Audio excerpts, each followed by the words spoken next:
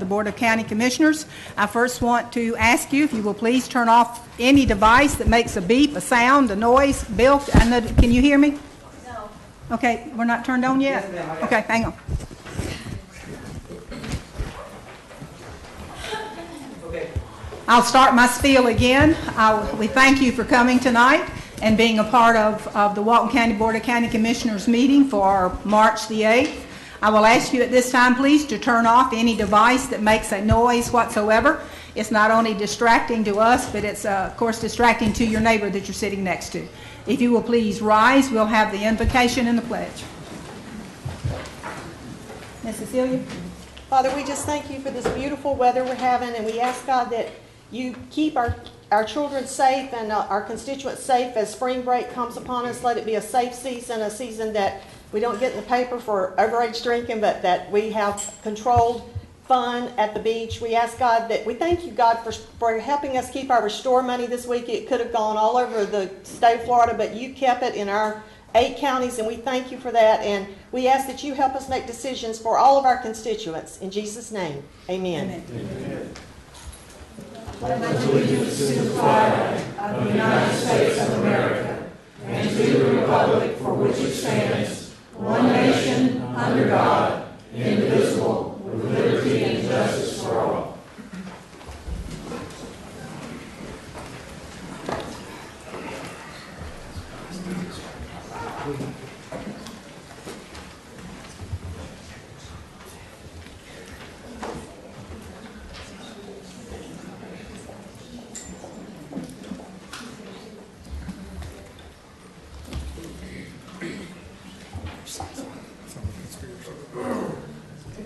Before we get the meeting started tonight, there's some people that I would like to recognize.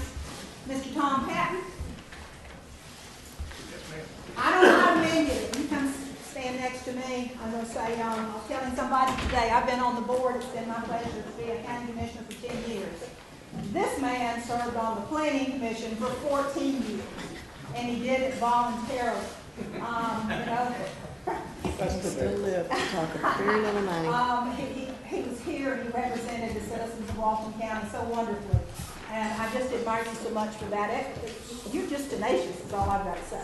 But we want to recognize you for your service and dedication to Walton County for the 14 years that you served on the planning commission.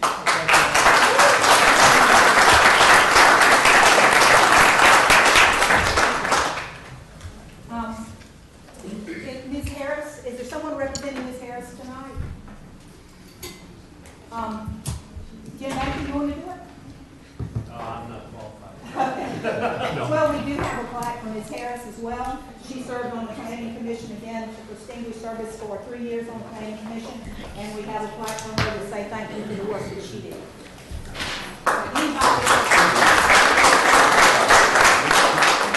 Volunteers their time and talent, and leaves home on a Thursday night, because I think NCIS is on Thursday night. Leaves home on Thursday night, like we understand they do. We have one more little board that the board would like to present. Where's Stanley Sunday? Stanley, that seems Stanley serious. Sunday. Yeah, Stanley. With a middle name in there, he's in real trouble. Rooster. Mr. Sunday, on behalf of these folks and the people that you see out here, we want to present this to Stan Sunday on March the 8th, 2016 for outstanding leadership as interim executive director of the Walton County Tourist Development Council. Your tireless efforts have been an invaluable asset to the citizens and Walton County personnel as well. We thank you. Thank the Board of County Commissioners, myself, Cecilia Jones, Bill Empfeld, Bill Chapman, and Cindy Meadows. Thank you for your support.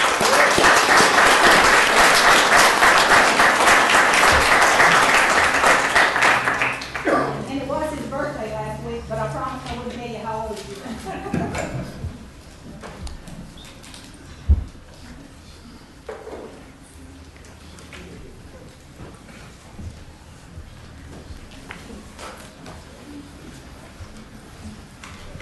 All right, at this time we will call our meeting to order. Are there any additions or deletions to the agenda?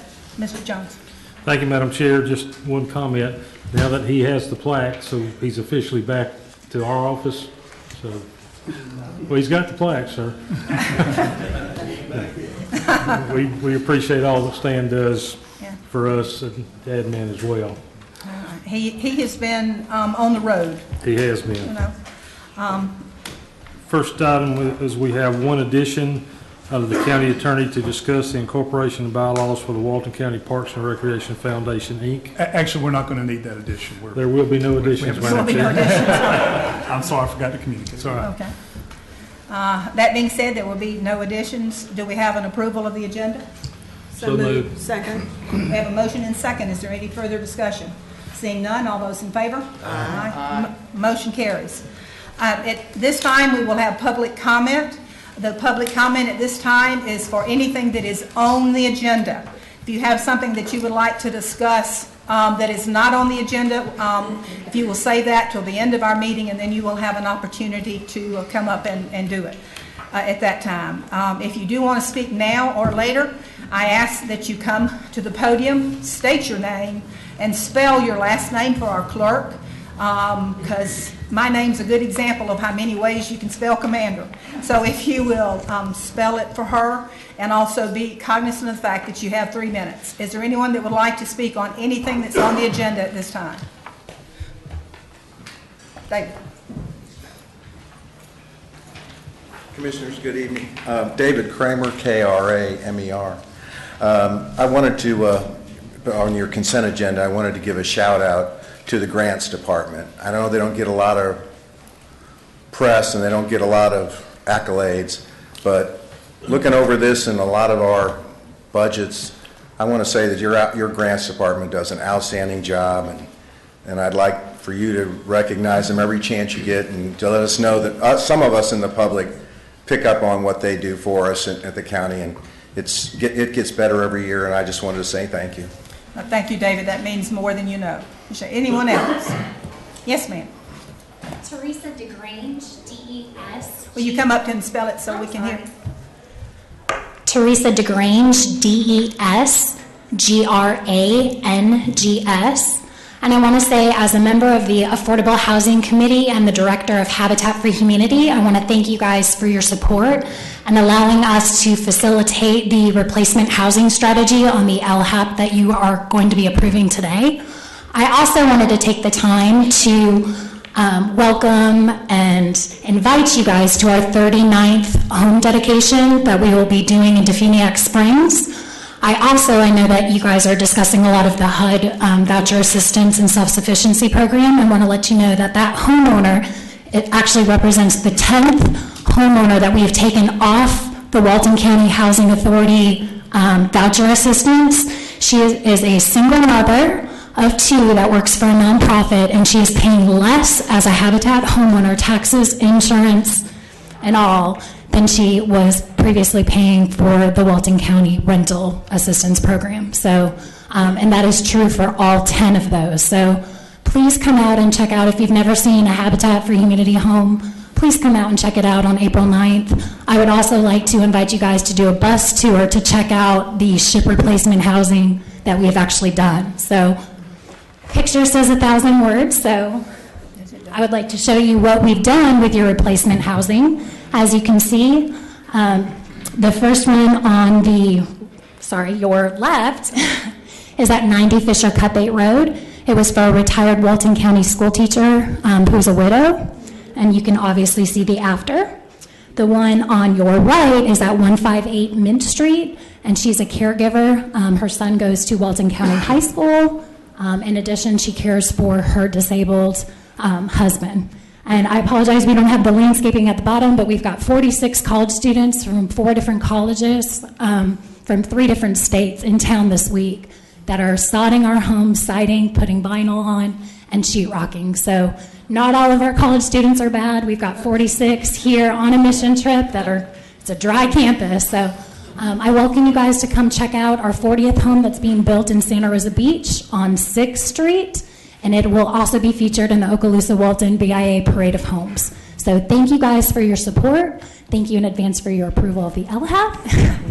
and thank you for your support. Affordable housing is definitely needed in our area, not only for our families, for the citizens that vote for you, but also for the businesses that have difficulties obtaining and retaining quality families and people to work for their businesses. So I applaud you guys and thank you for your support.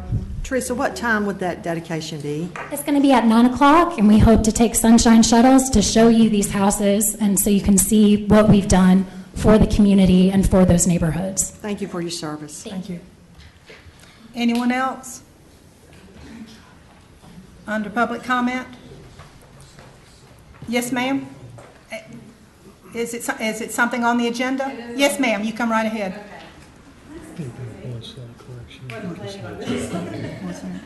I'm Ann Crawley from Walton County. I live in the Blue Water Resort. I'm here to talk about the Village Station development, and I know there are several from my neighborhood here as well tonight.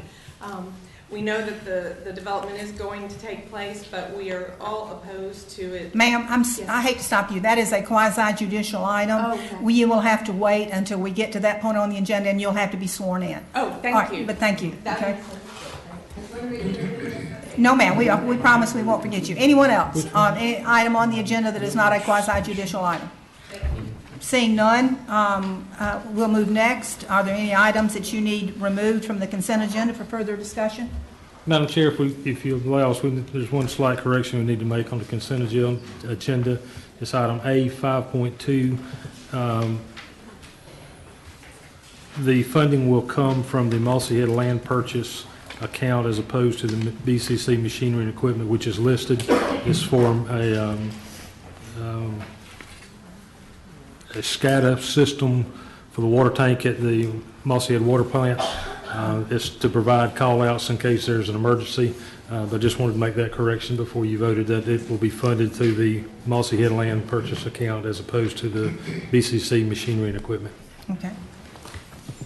Anyone else want to add or delete anything? All right. Motion to approve with corrections. Second. We have a motion and a second. Is there any discussion? Any discussion in the audience? Seeing none, all those in favor? Aye. Motion carries. All right, next we have our waste management, EAL. Motion to approve. But he's got a. Let me make my declaration. I have a conflict of interest. I have filed the proper form with the clerk. I will abstain from voting on this. All right, we have a motion and a second. Any further discussion on the EAL? Seeing none, all those in favor? Aye. Motion carries. Mr. Jones. Thank you, Madam Chair and Commissioners. Oh, before you get Yes, started, ma'am. I'm sorry, because you told me to remind people. We have set the beach meeting to talk about sand on the Yes, beach yes. stuff. It will be from 5 to 8 next week on the 16th at the Emerald Coast Middle School. Again, that will be from 5 to 8 on the 16th at the Emerald Coast Middle School, for those of you who have not seen the notice on our website or the paper yet. Okay? Now then, Larry, it's all yours. Thank you, Madam Chair and Commissioners. The first item is a request to approve an amendment to the Walton County Housing Agency Administrative Plan, Chapter 4, Section C, Waiting List Preferences, and Section D, Local Preferences.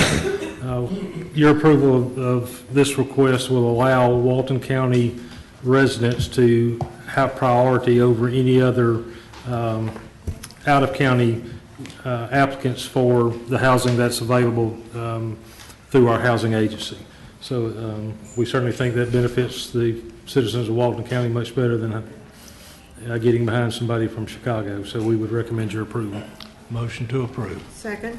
We have a motion and a second. Is there any discussion among the board? Is there anyone in the audience that has a question about this item or discussion? Seeing none, all those in favor? Aye. Motion carries. Thank you, Commissioners. Next item is an update on what we're calling the Pendry property, which is that property line next to the We Care Park in Euphemiac Springs. If you recall, at the last meeting, you approved for staff to offer $150,000 for the property. That offer has been rejected. So we're asking for your direction this evening, whether we want to take another shot at it, whether we want to leave that offer on the table if they wish to accept at some point in the future, in the reasonable future, of course. You may want to go out for another appraisal to just be sure that the value that we've assigned to that property and what we're willing to pay is in line, or we can certainly end the negotiations and let them move forward as they see fit. What was the first appraisal price? The very first one was $400,000, and as we looked at the comps, we realized that they were using comparables that were really not good comparables, because they were on 331 Carter and had some perhaps different land uses that would allow for the greater value. The second appraisal we did was at $125,000, so that's what we have felt more comfortable with basing our recommendations on. So we could certainly get another one. We offered them what? 150. 150. And they said no. That's correct. If you recall, their asking price was $225. Yeah, okay. Right. It would certainly seem to be a very valuable piece to add to the park that we have out there. I guess from the fact that we've had two appraisals so different, maybe we should get a third appraisal and come back. And then if it stays low, then maybe our course is to not do anything. But it certainly would be nice to have additional space for the park for additional activities. Okay. We'll be glad to do that, if that's the direction of the board.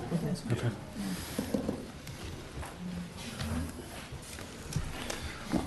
Next item is, in November of last year, you approved for us to advertise for bids for locating and marking underground utility services. We issued an invitation to bid 016008 for those services. We received one bid, and that was from Southland Utility Services. We request, and that's the organization that's currently providing the services. Their contract had just expired, and we had no options to renew. So we would ask that you award invitation to bid 016008 to Southland Utility Services. So moved. Second. We have a motion and a second. Is there any discussion? Anyone in the audience like to comment on this item? Seeing none, all those in favor? Aye. Opposed? Thank you, Motion Commissioners. carries. Considering that approval, the next item is the contract for those services between Walton County and Southland Utility Services. We would request that you approve the contract and authorize the chairman to execute it. So moved. Second. We have a motion and a second. Is there any discussion? Any discussion out in the audience? Seeing none, all those in favor? Aye. Motion carries. Next item is a request for you to approve for staff to advertise an invitation to bid announcement to solicit for a contractor who can deploy a minimum of 50 prefabricated artificial reef modules as 4 patch reefs, approximately 12 to 13 per patch reef, within the Walton County Grayton Beach nearshore fish dive artificial reef permitted area located approximately 0.66 nautical miles offshore of Grayton Beach State Park in the Gulf of Mexico at the approximate depth of 58 feet. And I didn't get that. Would you read that one more time? That was one sentence. We apologize for that. This is part of the grants that we have received for the deployment of those reefs. This part of that is for us to procure a contract with the appropriate folks to do that deployment. Motion to approve. Second. We have a motion and a second. Any discussion? Anyone in the audience? Seeing none, all those in favor? Aye. Motion carries. Thank you, Commissioners. That's all we have from administration.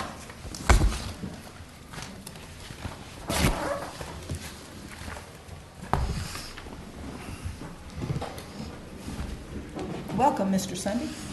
Thank you, Madam Chair, for your kind words, and thank you, Board, for the recognition and the plaque. Appreciate it. On March 1st and March 2nd, this Board individually interviewed 3 candidates for the Executive Director position, TDC. Those candidates are Julie Morgan, Jay Tusa, and David West. At this time, we have some ranking sheets we would like to pass out to you. We would ask that you rank those candidates in order of 1, 2, 3, 1 being your first choice, 2 second, and so on. sign and date it, and pass it down to the clerk for, And just a reminder, not only do you have to sign and date it, but the clerk will have to announce your rankings. I have a question about that too. Now, have we decided that if, let's say we pick a number one and that person, it doesn't work out, are we going to go to number two or are we going to start over? Have we decided on that? We'll take the board's direction on that. I would suggest possibly that you guys vote on a number one choice. We will engage that individual and try to negotiate terms and conditions. Assuming that we do, we move forward. If we do not, we'll come back to you for further direction. Okay.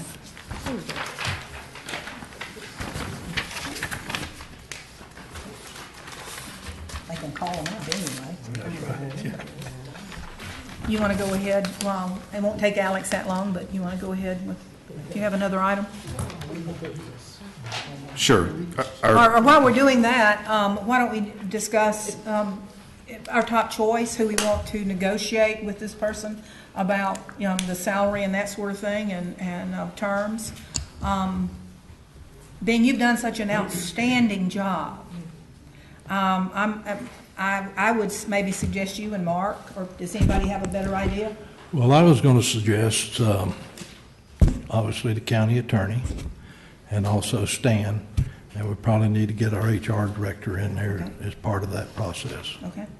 And we will be doing the negotiations and approval of that, not someone else that was on TV yesterday saying that they had to approve it. Are we going to do another contract, or have we talked about that? Are we it's gonna be the same, or what? Do you know?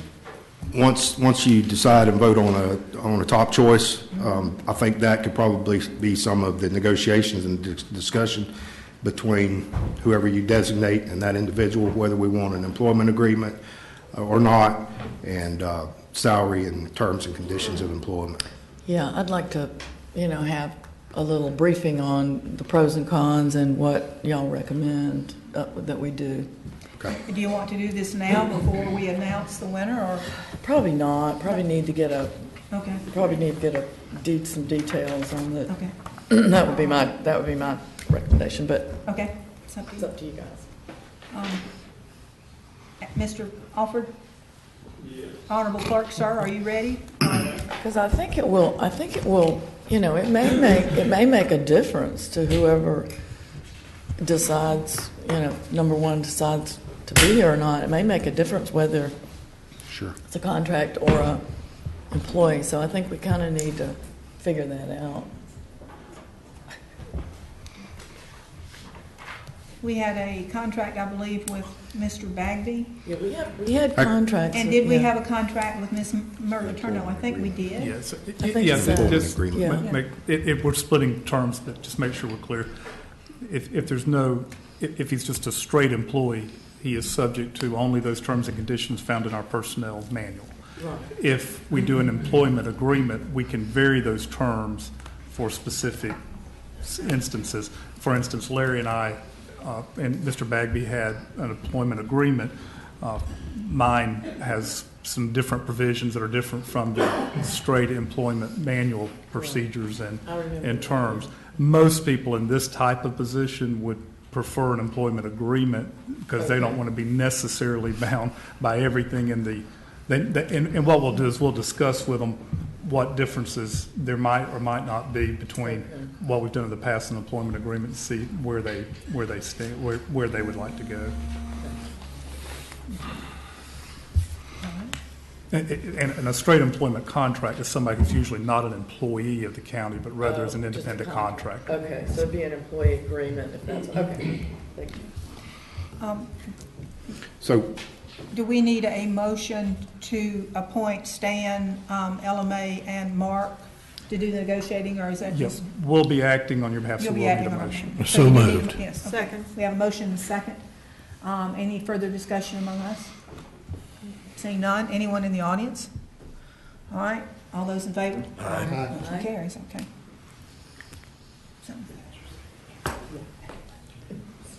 Want to move on to the next Yes. item while he's doing Why that? don't you give us Okay, an the update? second item is request permission to advertise an RFP for public relations services and approval of the attached scope of services for the public relations.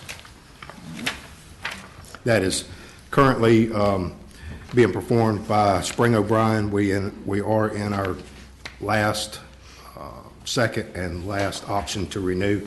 So this is just going back out for the RFP process. Motion to approve. Second?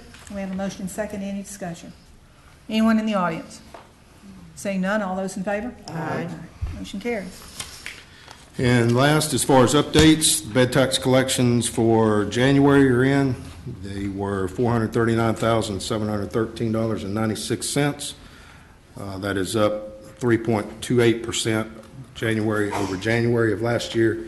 And for the year, this fiscal year thus far, we're up 12.42% over last year. Very good. Madam Chair, I do have the results. All right. The number one rated was Tulsa. Tusa. Okay. Tusa. Need an L in there. Tusa. The second was West. Third was Morgan. Morgan. We're good. And we're gonna, I'm sorry, pursuant to some pretty recent case law, we're gonna have to announce each commissioner's ranking. We can't just rely on the ballots, sorry. Just have to You go. don't trust me, Mark? I trust you implicitly. I don't know that judges Okay, here we trust go. me. So. Who wants to be the first elected candidate? Mr. Chapman ranked Morgan third. Tusa 1, West 3. Two. 2. Yes, sorry, 2. He gets as confused as I do. Ms. Meadows ranked Morgan 3, Tusa 2, West 1. Ms. Commander rated Morgan 2, Tusa 1, West 3. Ms. Jones rated Morgan 3, Tusa 1, West 2. Mr. Enfeld, Morgan 2, Tusa 1, West 3. Okay, so we'll engage Mr. Tusa, myself, Ms. Walters, and Mr. Davis, and we'll hopefully bring you something back for consideration. We'll need a motion and a Yes. second to. We need a motion and Okay. a second. I'll make the motion. Second? Make the motion for Stan, Mark, and Ella May to engage with Mr. Tusa. Second? We have a motion and a second. Any further discussion? Seeing none, anyone in the audience like to comment? Seeing none, all those in favor? Aye. That's all we have. Thank you, Madam Chair. Mr. Davis. Thank you, Commissioners. The first item I have is a request to approve a special meeting to hold an executive session on March 22nd, 2016 at the Walton County Courthouse at 8:30 a.m. to discuss litigation strategy and to consider a proposed settlement agreement tentatively agreed upon at court-ordered mediation in the Abbott versus Olson case.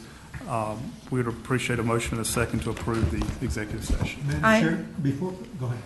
I'm going to pass the gavel to Commissioner Jones because I have to recuse myself. Madam Vice Chair. Yes. I have had a similar business conflict, and of course, my appropriate forms been filed with the clerk, so I'm recusing on this as well. Okay. We have a motion. recommendation that we have an executive session on March the 22nd at the Walton County Courthouse at 8:30. Do I have a motion and a second? So moved. All right. All in favor? Aye. Passed. Thank you, Commissioners. The next item I have is a request to review and approve the agreement, or a proposed agreement with Larry Sellers, Lawrence E. Sellers, from Holland Light to represent the county in the Thousand Friends of Florida versus Walton County regarding the comprehensive plan amendment challenge, and authorize the chair to sign the agreement. Further, approve and authorize the chair to sign an advance waiver of conflict of interest agreement. I was instructed to find someone who is familiar with the administrative law process to represent the county in this action before the administrative law court. I attached Mr. Sellers' resume. He comes extremely highly recommended, and I will tell you, the hourly rate you're approving would be a little higher than we normally approve, but given his experience and background, I would recommend we do so. Motion to approve. We have a motion and a second. Is there any discussion among the board? Anyone in the audience?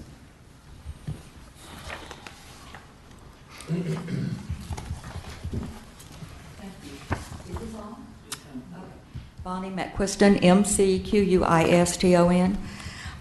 Let me just ask, so we're going to a hearing, is that correct? The mediation failed and there was no agreement? Well, yes, ma'am. We are, in fact, I believe it's already set in June. Yes, ma'am. Okay, what is the date of that hearing, please? I'm sorry, Ms. McQuiston, I don't remember off the top of my head. You don't know? Okay. It's in June. Okay, thank you. All right, anyone else? So we countered their offer and they... I haven't heard back officially, but I don't know that we're going to settle. Okay. Yes, ma'am. All right. No one else? All right, ladies and gentlemen. Okay. Second on the floor. We have a motion and a second on the floor. All those in favor? Aye. That's what I meant. Okay. Thank you, Commissioners. Our next item is a request to approve and authorize the chair to sign the formal settlement agreement and release between Walton County and Carr Riggs and Ingram. As you probably recall, we approved the settlement agreement at the last meeting, but this is the actual document that puts the settlement agreement into effect. It also has the language for the actual general release. Motion to approve. Second. Motion and second. Any discussion among the board? You know, I think I have a conflict of interest because they're I think they do your taxes? Yeah. Yeah. I don't know that it inures your personal benefit, but if you feel uncomfortable, you can always recuse. Yeah, I think I'll recuse. Okay, you need the form? Yes, please. Okay, Kim, do you have one or? Okay. Yeah, thank All you. right. We have a motion and a second to approve the agreement. Anyone in the audience would like to speak? Mr. Bob?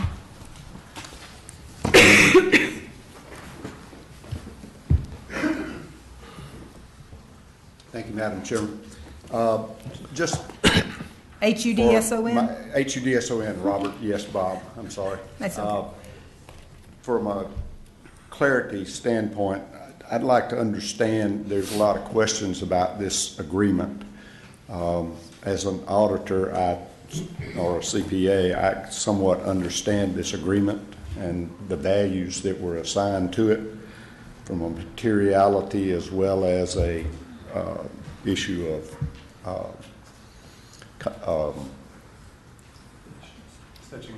statute of limitations. Thank you, sir. But the issue that's there and being asked a great deal of me is, do we have a contract currently that extends 2 more years, or did we, as a part of the settlement, agree to give them 2 more years? The original contract calls for 2 years plus 2 more years of extensions. This formalizes the next 2 years. It's not been done before this contract. I don't think your button's up. So we are now married to Carr Riggs for 2 years. It's at the reduced price, yes, sir. Oh, I'm sorry. Although I agree with the values that you got, I really question why we would tie our hands in such a manner. But I know y'all approved this last time, but this firm has had several issues with Walton County and the audits and things of that nature, and I just wonder why we would guarantee them no out for the county at this point in time. Matter of compromise. And I know who won that part. Thank you. Is there anyone else that would like to speak? Seeing none, ladies and gentlemen, all those in favor? Aye. Motion carries. Okay. Commissioners, the next item on the agenda. I voted, I'm sorry. I just voted. As a matter of... Was that a yes or no vote for you? Okay, so I have to recuse myself. Oh, that's right. Oh, okay, that's right. Yeah, okay. So, Alex caught that. Commissioners, the next item on the agenda is the request to advertise and hold public hearings for revisions to Chapter 13, which are our scenic corridor standards.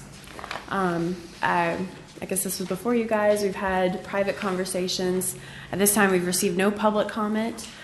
So I think at this time we're ready to advertise before the Planning Commission, and then there'll be 2 more BCC meetings before it's formally approved. Motion to approve. Second. We have a motion and second. Is there any discussion on the Munsell chart?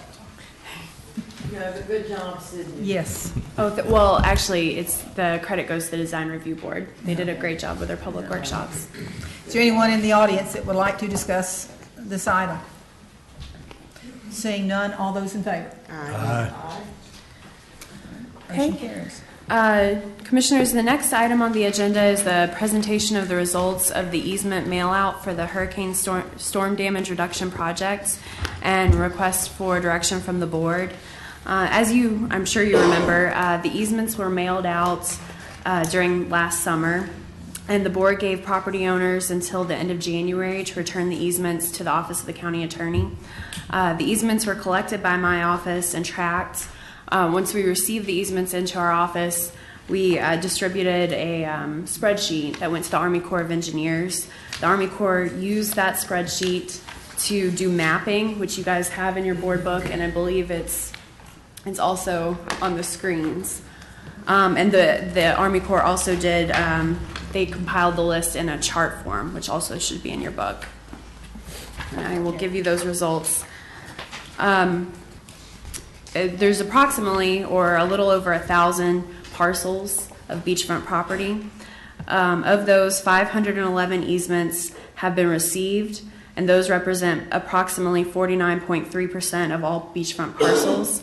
Of the ones that were returned to our office, 87.5 were no, and 12.5 were yes. Yes, percent, I'm sorry. Yes, ma'am.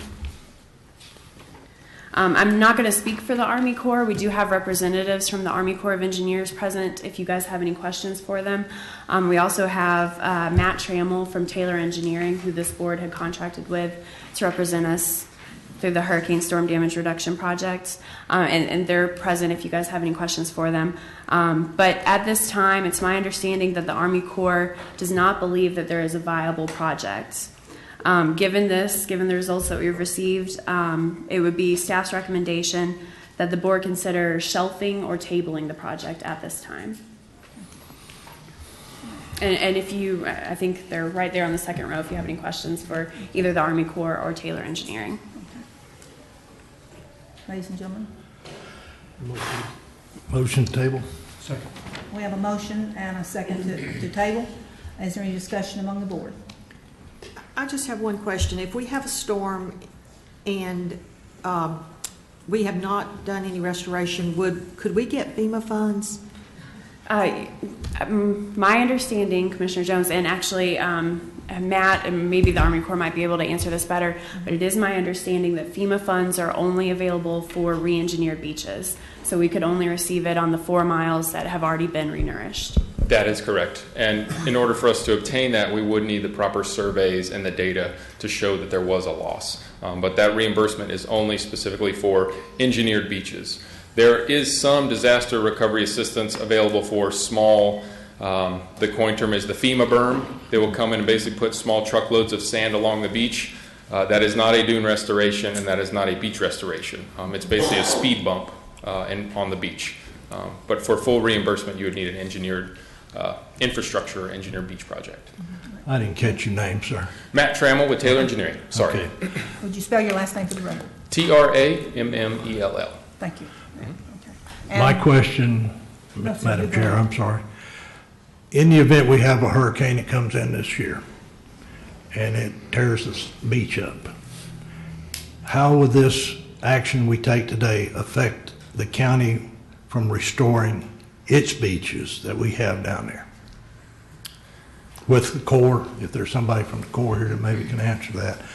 My concern is if our beaches get worn out or blown out, we need to have the ability to use some of these funds to go ahead and restore our beach on our county parks. Absolutely. That's a very difficult question to answer. The crystal ball's hazy when we get to those sorts of questions.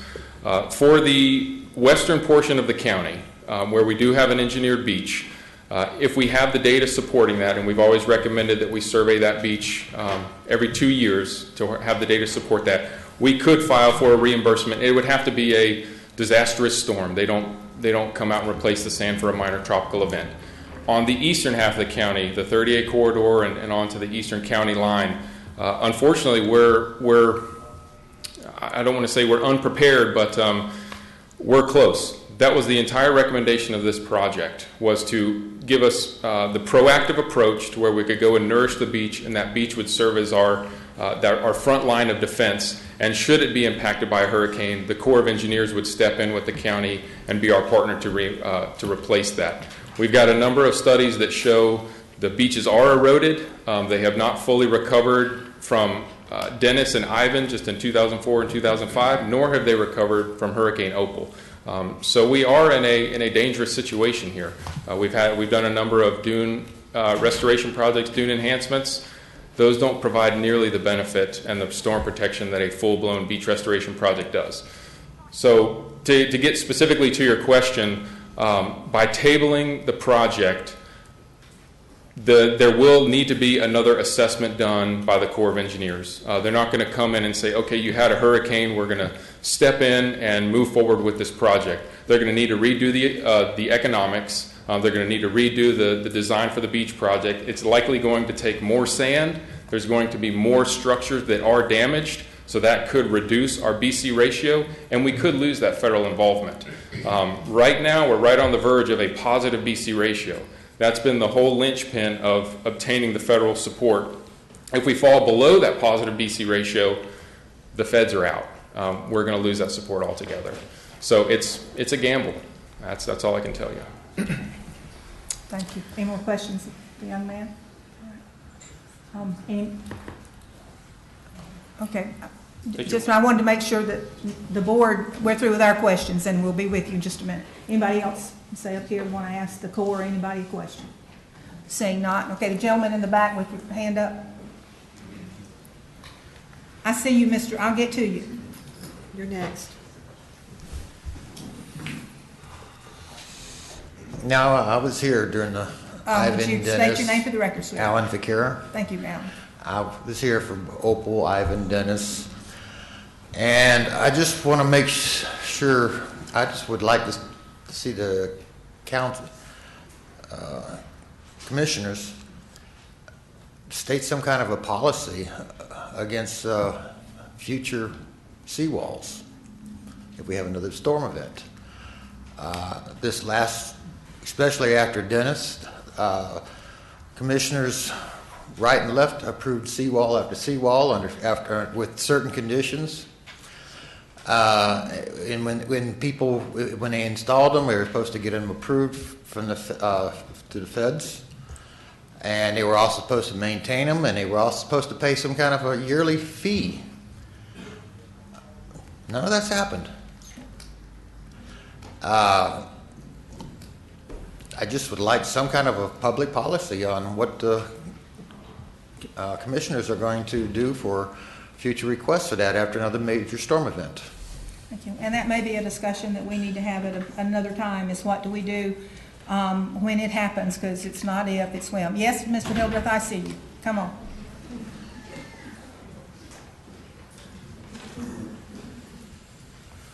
Thank you, Madam Would you Chairman. spell your last name for the record, please? Hildreth. Thank you. Memmett. Thank you. Thank you, Madam Chairman. As I understand, the motion was to table the project. Is that correct? Yes. My question is this. Why not a motion to abandon the project? If you table the project, you can bring it back up at any time, any commission meeting. It can be brought back up. Isn't that correct, Mr. Well, yes and no, but table's not being used in terms of a parliamentary motion. It's table it to do away with it, essentially, because if it's table, as I understand the way the Corps works, they would have to come back in and start all over again. So it's not like we could just pull it off the shelf, send the easements back out. It would have to be re-engineered and all that I stuff. understand that, but at any commission meeting, it could be brought back up. It could, even if we abandon it. So it's the issue is table is a suggested language, so we could have it. I mean, it means it's possible in the future, but it would have to start all over again. And it's a deauthorized project. I understand that, but it could be brought up or at it's the a next not commission, valid project. next commission meeting.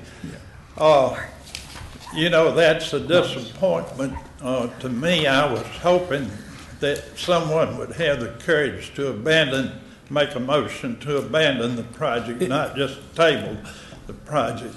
Mr. At Hildreth, any rate, I'm sorry, I don't mean to interrupt, but I believe that the board may want to consider the project in the future for beach renourishment if we do have a storm. So we don't want to foreclose the possibility. I understand that, but we had hoped that the commission would make a motion to abandon the project totally. At any rate, having said that, I don't really have anything else to say, and I appreciate your time. Thank you. Mr. Hildreth, it's my understanding that we have to use this language in case we need the Corps of Engineers again. And I remember you standing there in 2004, I believe, wanting a seawall, and I hope to God it doesn't happen again, but if it does, we have to have the ability to be able to help you people that are at the beach. So we're abandoning, we're not abandoning this project. This project may be on the shelf for 20 years, hope to God. We did ask for a seawall. Yes. And we did go to the legislature, and the legislature did exonerate us from ever having to get a permit from you or anybody else on our walls. But at any rate, thank you. Yes. Thank you. All right, anybody else like to speak on it? Yes, sir.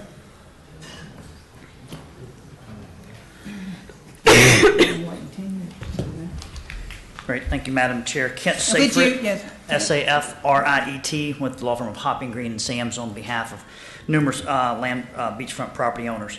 I'm encouraged by the motion of the board, and I appreciate that motion. What I would ask, though, that you add to that motion is if this project ever does come off the table, that you give direct notice to every beachfront landowner, because that's why we're here. Because 9 years ago, when the TDC came up with this idea and started pursuing this project and informed the Corps of Engineers 9 years ago there was landowner support for this project, it took off. Millions of dollars have been spent on this project, and it's wasted because the beachfront owners weren't notified. They weren't asked for their position. You asked them for their position, and 92% of them have said no to this project. So before you pull it off the table again, send notice to the landowners so that they're aware of the project. They can come, you can hear from them up front rather than after $3 million of taxpayers' dollars have been wasted. So I would ask that you amend the motion to include that direct notice to those 900 or 1,000 landowners. Thank you. Mr. Davis, I've got a question to follow Mr. Seifert's. In order to do this again, we'd have to have the board bring it back on an agenda. Yes, sir. And then we would have to, by necessity, because ownership will change, wouldn't we necessarily have to go back out and notify them? Well, we're not required to give a pre-project approval notice, which is what I believe Mr. Seifert is suggesting.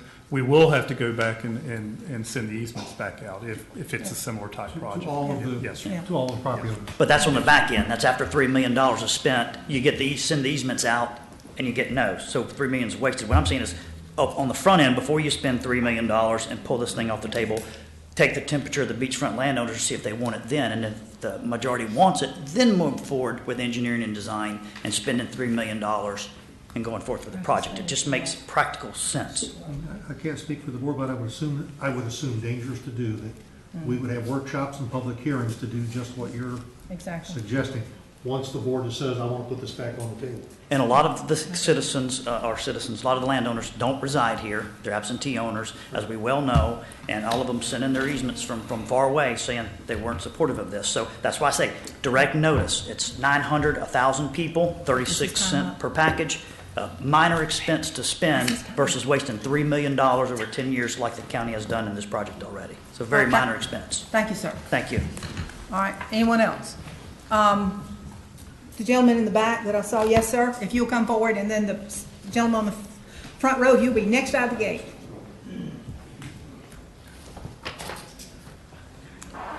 Thank you. First name Maurice, M-A-U-R-I-C-E. Last name Stouse, S-T-O-U-S-E. And point of information, I'm also on the Beach Management Committee of the TDC. And I just had one follow-up. My understanding was of the 89% and the 90% or 92% figure that was shared, that those, were they all absolute no's, or were there some no responses that the Corps or other bodies considered a no, as there was no response being a no? I'm sorry, sir. I didn't catch your question. So were they 89% or 92% no's as indicated on a return, or my understanding was that the Corps or other bodies considered a no, or considered a no response the same as a no? Okay, just so we're clear, we had approximately 50.7% were no response. So we mailed out the easement and we never received a response from the property owner. Okay. Of the 49.3% that we received back, of that 49%, 87.5% were no. So that would actually be a total of, for all the parcels, 43.1% wrote us back and said no to the project. Okay, thank you very much. Yes, sir. Yes, sir. Next.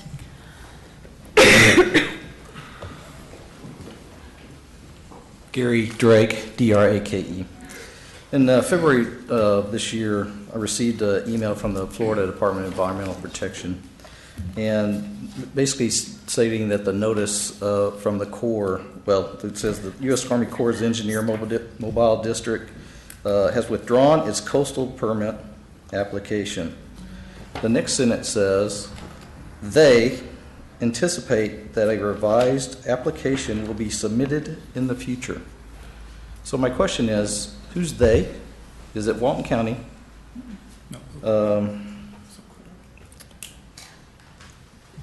Is anybody familiar with this particular notice? I'm not exactly sure what he's. I think it's the Corps. They're saying that the Corps thinks we might, but then, them thinking and us doing are two different things. Okay.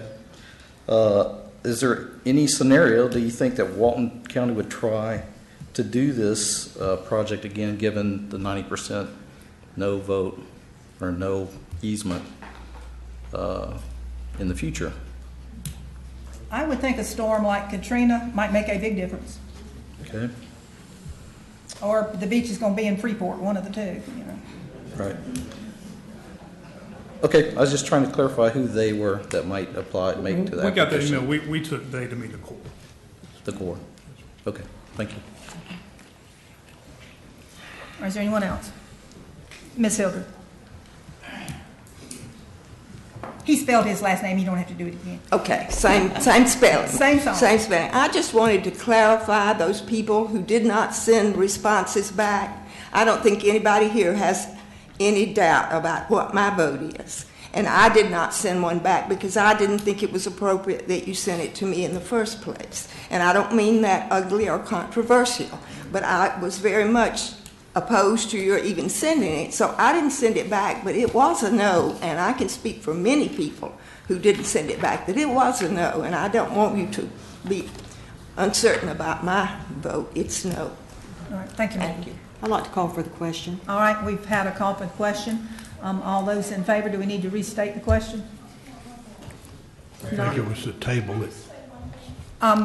Yes, ma'am. We've called for the question, so you're the tail end of the dog. I can rescind my question from Ms. Banks. Yeah. I was just really curious listening to this and thinking that maybe those that didn't send it back were not considered no's, because when it went out to our community, we were told, and I honestly don't know who we were told by, that if we did not send it back, it would be considered a no. So I don't believe that Rosemary Beach sent theirs back. And if you think about it, a POA board would really not want to send it back, because if it does come back and it's all written down that they've said no, and then there's a big storm, all the homeowners are going to go after the POA and the town manager. So I have a feeling that's why some of the communities did not send back, so it's not in writing, but they were no's. So, thank you. Thank you, Ms. Maddox. Anyone else? Seeing none, we have a call for the question. All those in favor? Aye. Aye. Motion carries. Commissioners, the next agenda item, it's worded a request to award the RFP regarding HSDR offshore VibraCore sampling. However, given the motion to table the agenda item, the board may not want to do that at this time. Just so you know, we received two bids. There's quite a difference in the price between the two. However, if you do decide to go ahead and award the bid, the lowest bidder, staff does not recommend accepting them due to credit issues. Madam Chair, I make a motion to reject the bids and not go forward. Second. We have a motion and a second. Any discussion? All right. Any discussion in the audience? Seeing none, all those in favor? Aye. All right. Okay. And Commissioners, the next agenda item is I'm merely presenting the ordinance banning hydraulic fracturing. It's a mirror of the ordinance from Broward County that I presented to you at the last meeting. It's just for your comments. If you guys would get me comments within the next week, that would be helpful. It's set for public hearing at our next meeting, which is March 22nd. And I want to thank everybody who called my office. I'm sure the rest of the commissioners have got calls from people about supporting us and supporting. It's nice to know that the public supports something like this, and we appreciate it. Okay. And then our final agenda item is a request to execute a warranty deed conveying 0.09 acres in the Mossy Head Industrial Park to Vista of Fort Walton Beach LLC, which is owned by Mr. Busby. Mr. Busby has a small, I think it's a 1.5 acre tract. We actually have to swap some property with him so we can construct, I think it's drainage. A drainage easement. So we would execute the deed for him, and he would also be giving us a deed for 0.09 acres. Motion to approve. Second. We have a motion and a second. Any discussion among the board?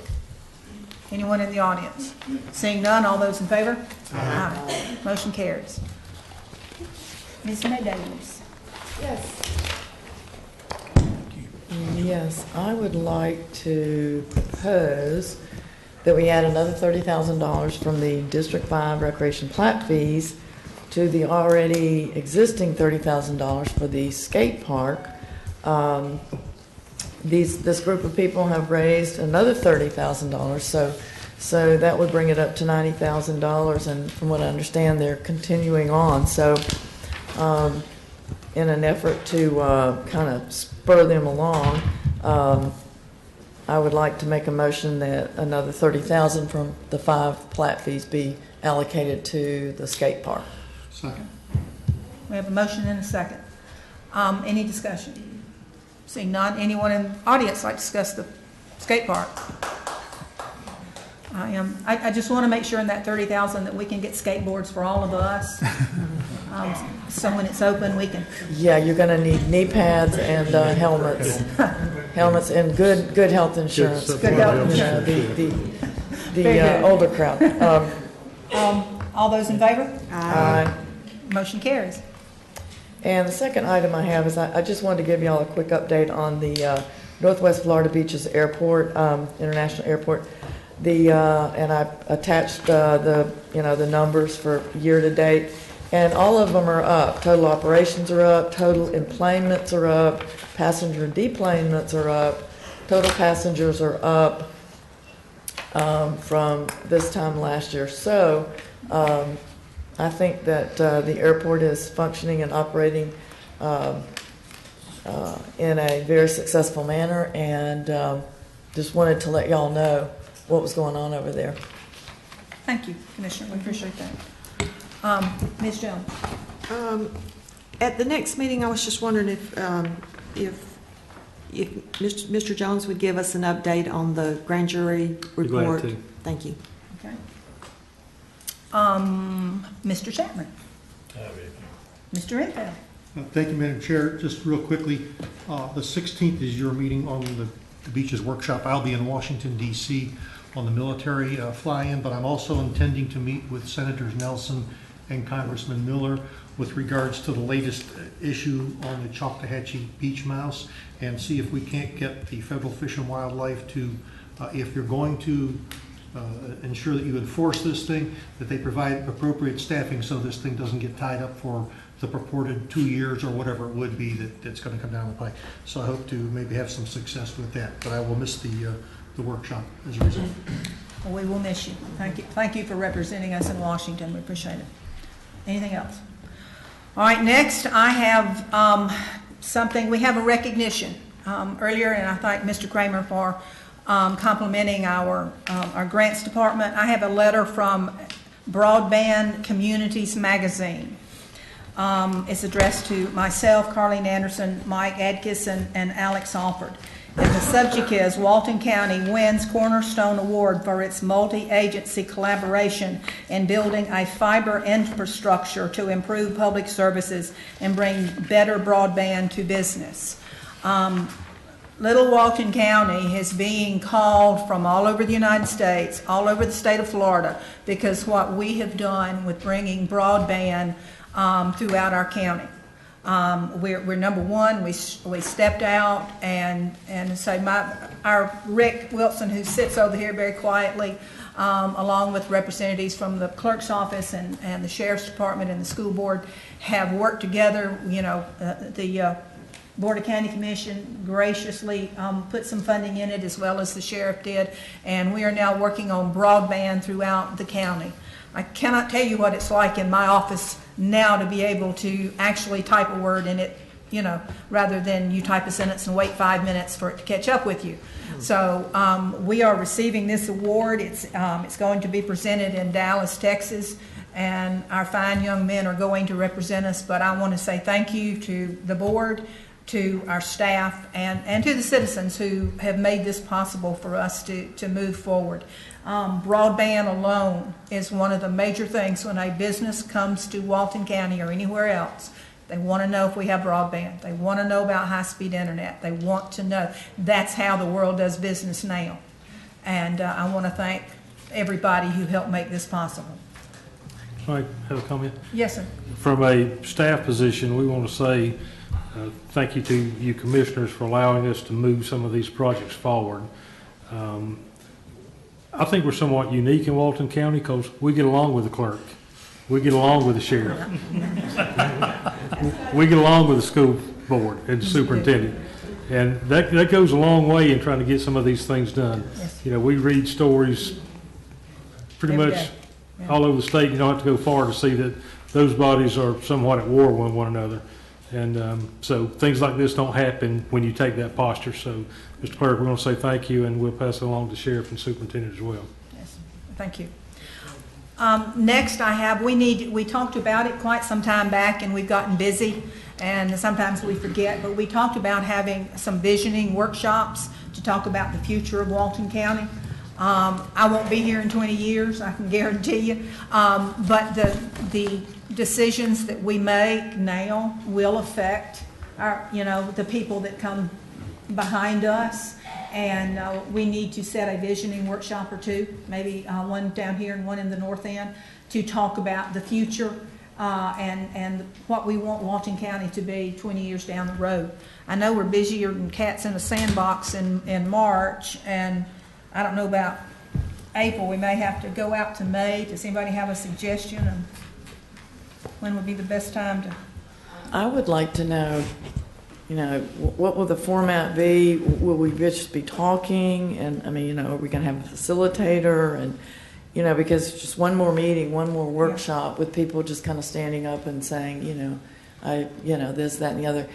I just don't think will be very effective. So before we set anything, I would like to have more parameters. Okay. Well, I think that's for us to set at this time, or we can think about it and set them at the next meeting. Do we want a mediator? I would think we would want somebody, maybe not a mediator, but a facilitator, to help guide us. And I cannot remember who we had the last time. I wasn't. But Larry, do you remember? You were here. I do not. Okay. But I know that the TDC has some ongoing relationships with some of those folks that we may be someone there we can reach out to, or we can certainly craft something and look for the appropriate individual. Well, we've got the Auditor General in the Planning Department starting tomorrow. We've got the RFP out for the growth management updates. I think our time is better spent focusing on the comp plan and land development code and fixing those, because if you fix those, that'll help facilitate the vision that everybody has, I think, for Walton County. Because without that, you're just you're going around and around in an eddy. And I just, one more meeting or two more meetings, I just don't, I don't think until we get all these other things settled down and taken care of. We got a new TDC director. We've got, there's just a lot going on right now that we've got a transit study that we're waiting on. We have a traffic study that we're waiting on. We've got an administrative appeal for the CDL. We've got a beach issue workshop. I would rather see something happen, after Labor Day or something where we have some plans and we have, we know what we're looking at. But I'd like to get the comp plan and the land development code straightened out first, because I think a lot would come out of straightening those out. Do you want, what do you want it to look like? And I think the opinions on the comp plan and the land development code will tell you what will be an indicator of what the commission thinks Walton County ought to be like. And that's just my 2 cents on it. And I'm fine in waiting. I had it on the agenda months back, and I've tried, bring it back and say, do we want to do it now? Do we want to wait till later? It's fine. Or we don't have to do it at all, but at some point, we have to, all these things need to work hand in hand together. So, if you would like to wait until after Labor Day, sign with me. I think in light of the fact that we're given statistics that in 5 years we're going to have 1 million tourists and 30,000 additional permanent homeowners, I think at some point we do need to sit down with a facilitator and strategize about how we can proactively prepare for this. So I think it's a great idea, and I don't mind waiting. So in the meantime, why don't you work with Mr. Jones and see what, possible facilitators, and after Labor Day we could, tackle it. Okay, and I'll try to find the last one that we did, see some of the subject matter that we took up. I was about 4 or 5 years ago, I think, if I remember correctly, and try to pull that one out of the mothballs and see where we are, okay? All right, at this time, we have public comment. Now, you can comment on anything that was not on the agenda. I believe, Mr. Hudson, you wanted to speak. And then anyone else after Mr. Hudson.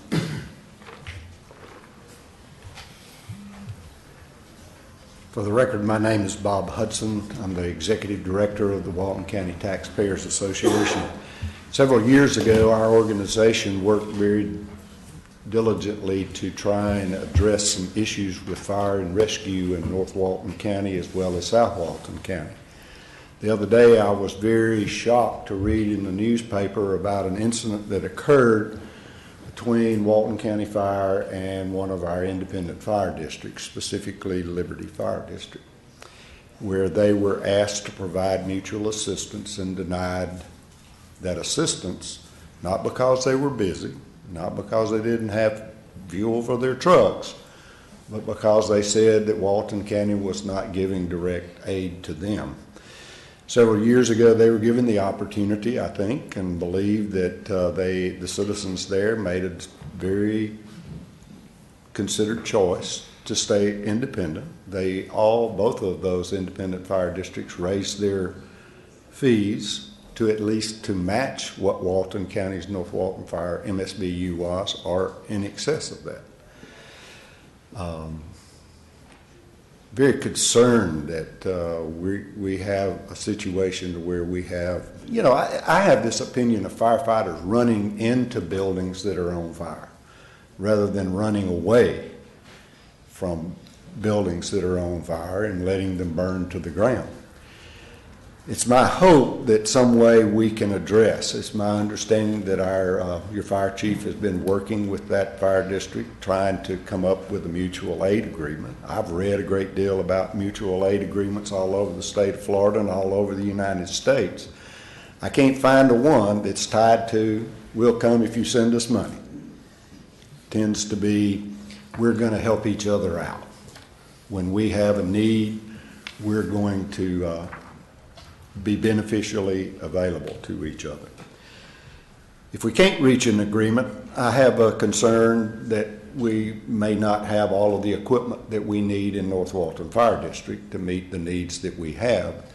So as y'all are looking for all of these things to study and look at, I think everybody in Walton County is desirous of having adequate police protection, adequate fire protection. When you pick up the phone and call, there's going to be somebody arrive and somebody in with enough force, enough water to aid that. So, Mr. Chairman, I'd like to ask y'all to look at that, to try and work with them. But if you can't work with them, let's see what we need to do to come up with adequate equipment that they say they can't provide.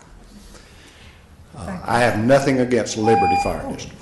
Oops, I said it on. Thank you, Mr. Johnson.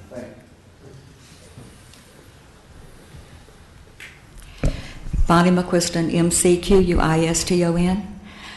Planning is good. Action to implement a plan is better. In 2012, I recall during that election cycle, the discussion of the intersection of 30A and 395 was taking place. And in 2013, you all voted and approved improvements for that intersection, and you approved the funding. And a couple of meetings ago, you were given 3 options for that intersection. I don't know if you knew there were time periods for completion attached to each of those options, but the option you chose, option 3, apparently, now I can be corrected, please correct me, but my understanding is that now, because of option 3, will not be started until the end of 2017. I would like to know why, and I would like to know if the other 2 options would have been quicker. And then I'll ask all my questions at one time, then hopefully you can answer them. And then there was an agreement for option 3 that has been, I think, written and sent to the other party. I'd like to know when that deadline is for them to return that. Thank you.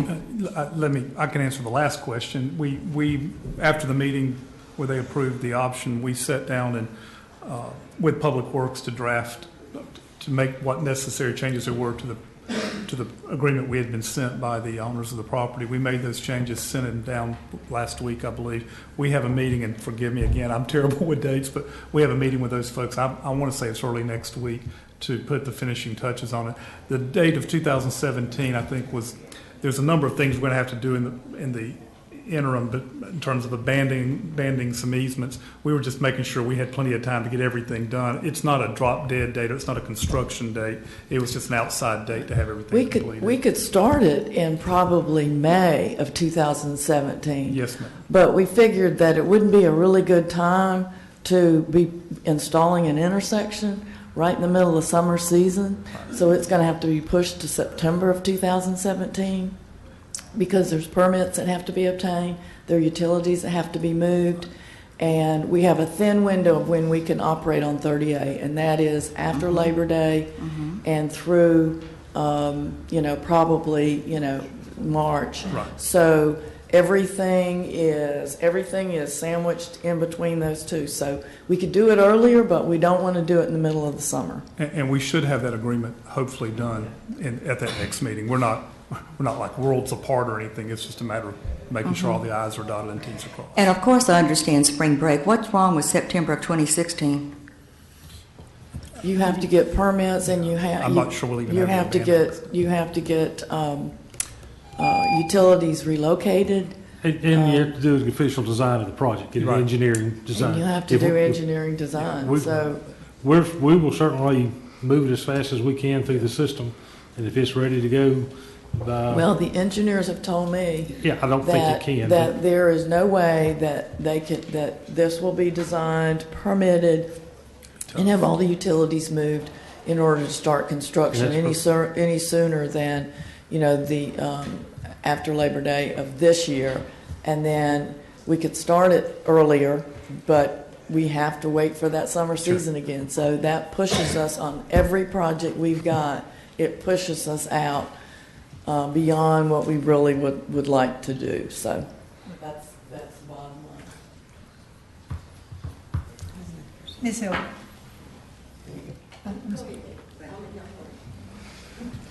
Sorry, Commissioners. Just a housekeeping matter. David, Commissioners David Kramer, KRA. I'm sorry, would you move your hat for me, please? Certainly. Thank you. A matter on the agenda where you spoke to fracturing, it said on the agenda that it was an ordinance, and I just wanted to bring it to the attention of staff that it should also be a comprehensive plan amendment, because if it's just an ordinance, all the infrastructure and the ground and the wastewater portions of the comp plan and the infrastructure, those elements have language, and was changed in 2010 to include that language. So we want to be sure that both of those things are done at the same time, so that the comp plan doesn't take precedent over a brand new ordinance and rule it ineffective. Okay. Sydney, I think you want to address that? Or? Yeah, I was just going to say briefly, our goal was to pass something while the legislature was in session. I think it might be a good idea for us to go ahead and pass this ordinance and then consider comp plan changes at a later date. We want to preempt the legislature if at all possible. Ms. Hill. Yeah, it's already been killed.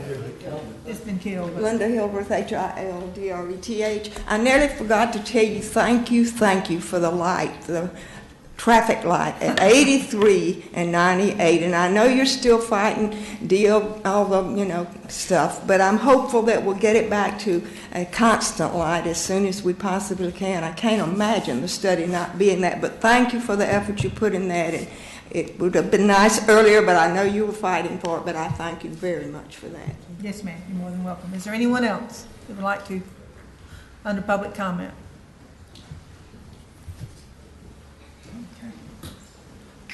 name's Cromwell Letcher, CROMWELLETCHER. I just wanted to bring up I know we talked about it last year and got it all figured out, but we did never really get figured out where boats and trailers are going to park at the Inlet Beach boat launching area.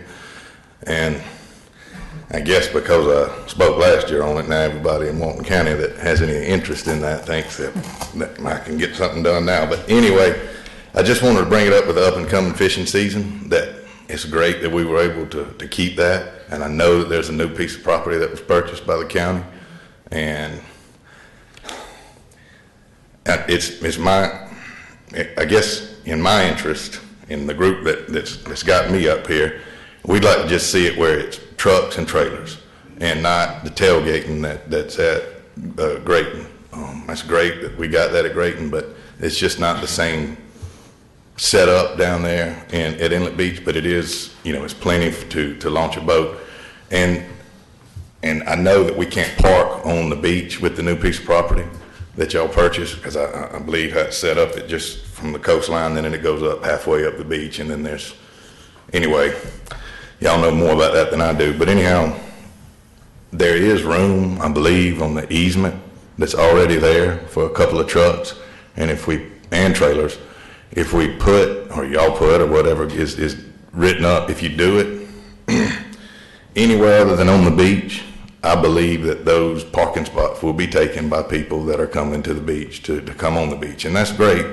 They get a ticket, they get the vehicle towed, but a man that's paid $200 loses his day of fishing because somebody's parked in the truck and trailer spot. So if we were able to put those trucks and trailers, like I said, there's probably only room for 2 or 3, but I think that's all you're ever going to have at one time down there anyway. If you're able to put those trucks and trailers somewhere on the beach, not on the coastline, not in front of anybody's condo or home or anything like that, and make it accessible for law enforcement and emergency use, where they're not blocking anything. There's plenty of beach there to pull it up back to the road but still be on the beach. I think that would be a great idea, because of right now, you don't have anywhere to park. I mean, we got it open, but unless you're going to drive up there and pull it on the side of Highway 98 and walk back down there, you really don't have any, I guess, legal where to park, because it says you can't park on the beach, but then it states in the sign that you can park over there on the park area, but nobody's going to take up 4 spots for a truck and trailer that people are coming to walk on the beach. So thank y'all. Thank you. I don't know who to ask to look into that. We certainly can see what's there available and what Okay. could be fit there in a reasonable manner, if that was direction of the board. If you would do so, is that the Be great. direction of the board? All right. Absolutely. Public Works look Is there at it. anyone else? Seeing none, we're going to take about a 15-minute break.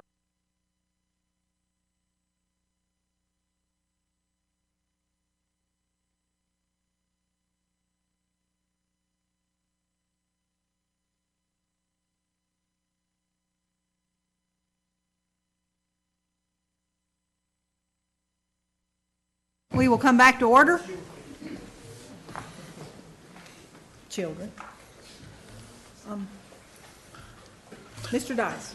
Thank you, Commissioner. Good evening, Commissioners. First item on our agenda for Planning and Development Services is a request to approve the SHIP Local Housing Assistance Plan update and sign the required resolution. If you have any questions, we have Ms. Cindy McElwain here from the West Florida Regional Planning Council who carries this program for us, but otherwise we request approval of this item. Second. We have a motion and second. Any discussion among the board? Anyone out in the audience like to speak to this issue? Seeing none, all those in favor? Aye. Madam Chairman, the first item on the legislative items is a request to adopt the Fox Lake large-scale amendment. We received a request to continue this item. What about the software? That's been pulled from the agenda. Oh, that's been Yes, pulled, ma'am. okay. The bid for the software. Yes, ma'am. But the first item, they have requested to continue this item until the next BCC meeting in this facility, which is, I believe, is April the 12th at 5 p.m. at the South Walton Annex, and so staff recommends that be continued. I have a motion to that. Motion to approve. Second. Motion and second to move this to April the 12th. Any discussion? Anyone in the audience? Seeing none, all those in favor? Aye. Motion carries. All right. The next item is number 2 on our agenda for legislative items. It's a request to adopt the South Walton Sports Complex large-scale amendment. I'll ask Sam Semmelman from our staff to brief the board on this project.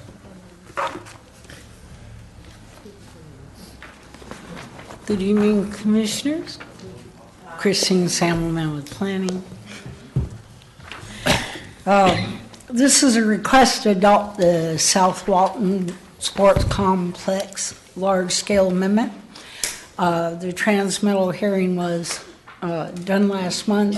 We got responses back from the Division of Economic Opportunity and some other state organizations, all of which had no comment to prevent it moving forward. So what we ask for today is the adoption of the large-scale amendment.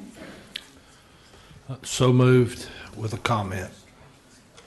Do I have a second? Yeah. Okay, now you can comment. Okay, for Rick and Lewis, on the west side of this project where it comes to a pointed area, we have, myself and Larry Jones met with St. Joe, and we're trying to work out our agreement where we can move that retention pond from on-site to the other side of that road to the north. And that would free up some additional space for maybe some amenities in the future, but I just wanted y'all to be aware of that. Very good. All right, we have a motion and a second. Is there anyone, any further discussion in the board? Anyone in the audience like to discuss this item? Seeing none, all those in favor? Aye. Madam Chairman, the next item is the request to adopt the Fish Pond Text Amendment Ordinance. This is a ordinance that you approved for transmittal a month or so ago. It came back with comments from the state, and staff is just requesting to finalize this by adoption. Have any questions? Tim Brown's here to answer any questions, but this is, again, the adoption hearing. The transmittal was already had a month or two ago. Motion to approve. Second. We have motion and second. Any discussion? Any discussion out in the audience? Any questions? Seeing none, all those in favor? Aye. Next item is very similar to the third item. It's a request to adopt the recreational plat fee ordinance. Again, this is an adoption hearing. As you may recall, we had a glitch in our ordinance regarding plat fees and replatting of lots that have already paid a plat fee, and this clears that up for us. Second. All right, I have a motion and a second. Any discussion? Anyone in the audience? Seeing none, all those in favor?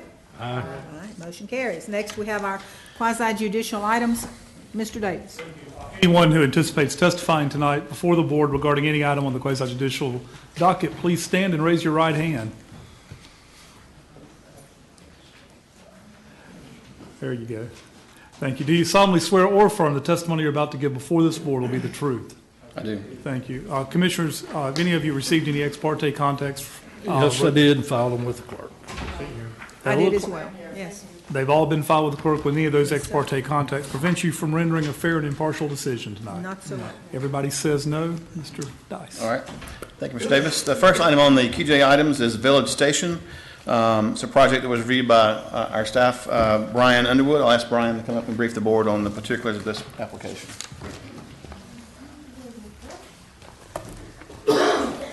Thank you, Brian Underwood, Planning and Development Services.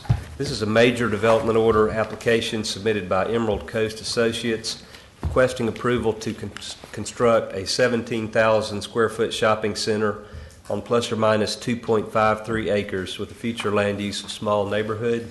The project is located on the northeast and southeast corners of the intersection of CR 30A and Village Boulevard and identified by parcel 01-3S-20-34,000-009-0070. There are no known code violations on the subject property. Unless other evidence is presented to the contrary, the proposed project will be consistent with the Walton County Comprehensive Plan and Land Development Code when the comments and conditions stated below are met. We have received public comments which are attached as Exhibit A.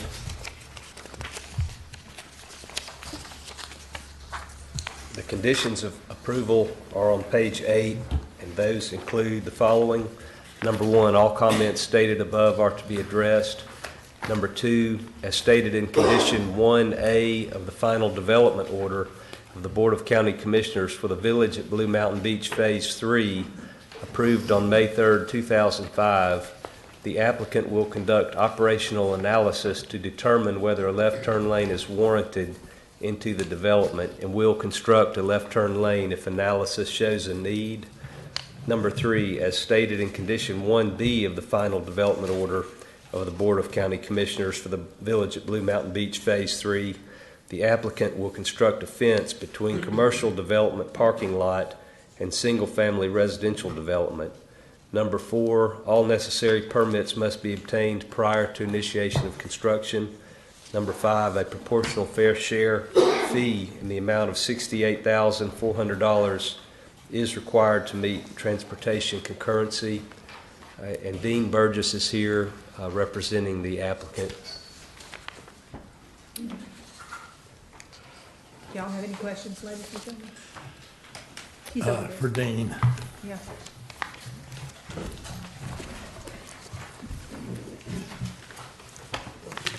Thank you, Brian. Commissioners, my name is Dean Burgess with Emerald Coast Associates. BURGIS. I'm the engineer of record and agent to the developer proposing the project before you tonight. I have been sworn. Brian did a good job of introducing the project. It's probably worth mentioning that this is the final phase, third phase, of the Village at Blue Mountain Beach conceptual master plan. It was planned as a commercial element of the overall plan, and it was mapped out for 17,000 square feet of commercial, which we are proposing. We have read the staff report. We agree that we meet the conditions and requirements of the Land Development Code and Comprehensive Plan. Probably also just worth noting tonight the parking that we've set out on this particular property is 5 spaces over the required parking, and that is without the 20% parking in the rear discount on 30A. So we're not taking advantage of that parking discount. If the board had any questions or comments, I'd be happy to address them. Dean, the fencing that's been talked about, is it running along the entire perimeter of the parking space, basically on the north line, east line, and the west line, or the south line, rather? It's the southern line is where... Just the southern line? Yes, sir. You got any additional buffering going in on the north and the east side as far as landscaping? Yes, sir. There is, on the northern line, there is existing vegetation. The area has been cleared. I believe they had their sales trailer there whenever they were doing the initial residential development. But when they cleared the vegetation, they left that 10-foot strip of natural vegetation along the northern edge, and we're going to take advantage of that and utilize that. It's got mature sand pines and some scrub oak and so forth in it. Along the eastern side, that's actually between, actually the eastern side's on the back of the parking lot. That's between the multifamily and the commercial element of the conceptual master plan. There wasn't a landscape buffer planned there or required there between individual phases of a master plan. You're not required to buffer. However, we've gotten with the owners association and the developer of the project, and they have agreed to either fence it or berm and landscape it, and we've agreed to do that. Okay.